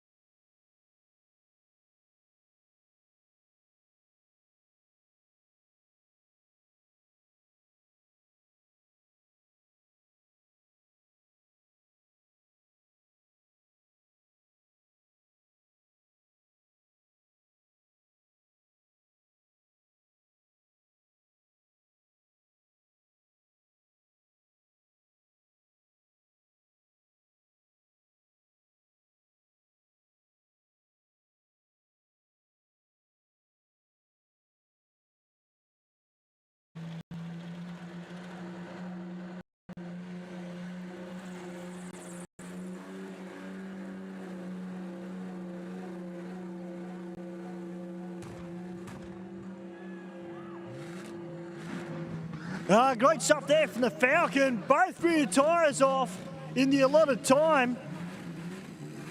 And the young guns turning it on here at Sydney Dragway's Aeroflow Race for Real. It's our drag, drift and burnout night. All right, we've got our last car. We've got another Falcon. It's an AU Falcon. Steve, and AUs, they can do anything. And the next car to hit the pad is called Roach. It is our last car for this evening. Let's make him feel welcome, guys, as he comes onto the pad. Let's give him some encouragement.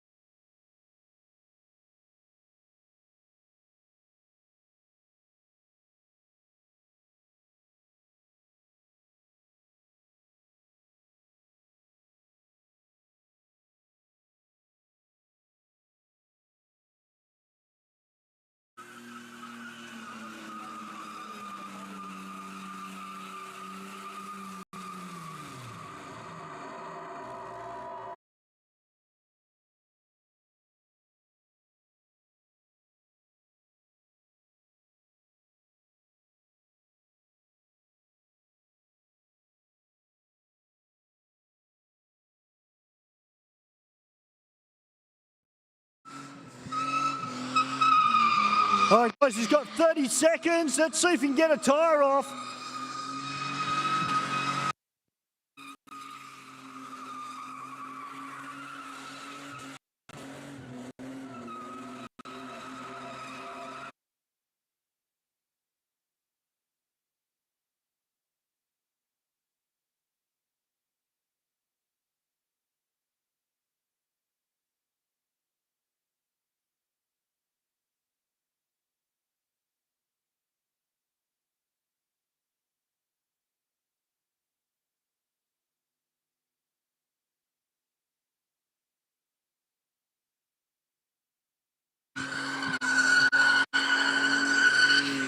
Well, ladies and gentlemen, that concludes tonight's Aeroflow Race for Real here at Sydney Dragway.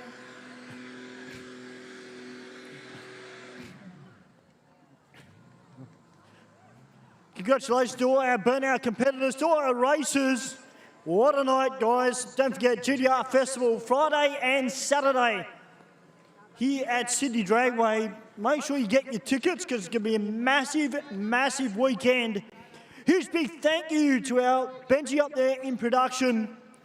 And of course, the two gentlemen that I'm very, very lucky to get to work with every Wednesday night.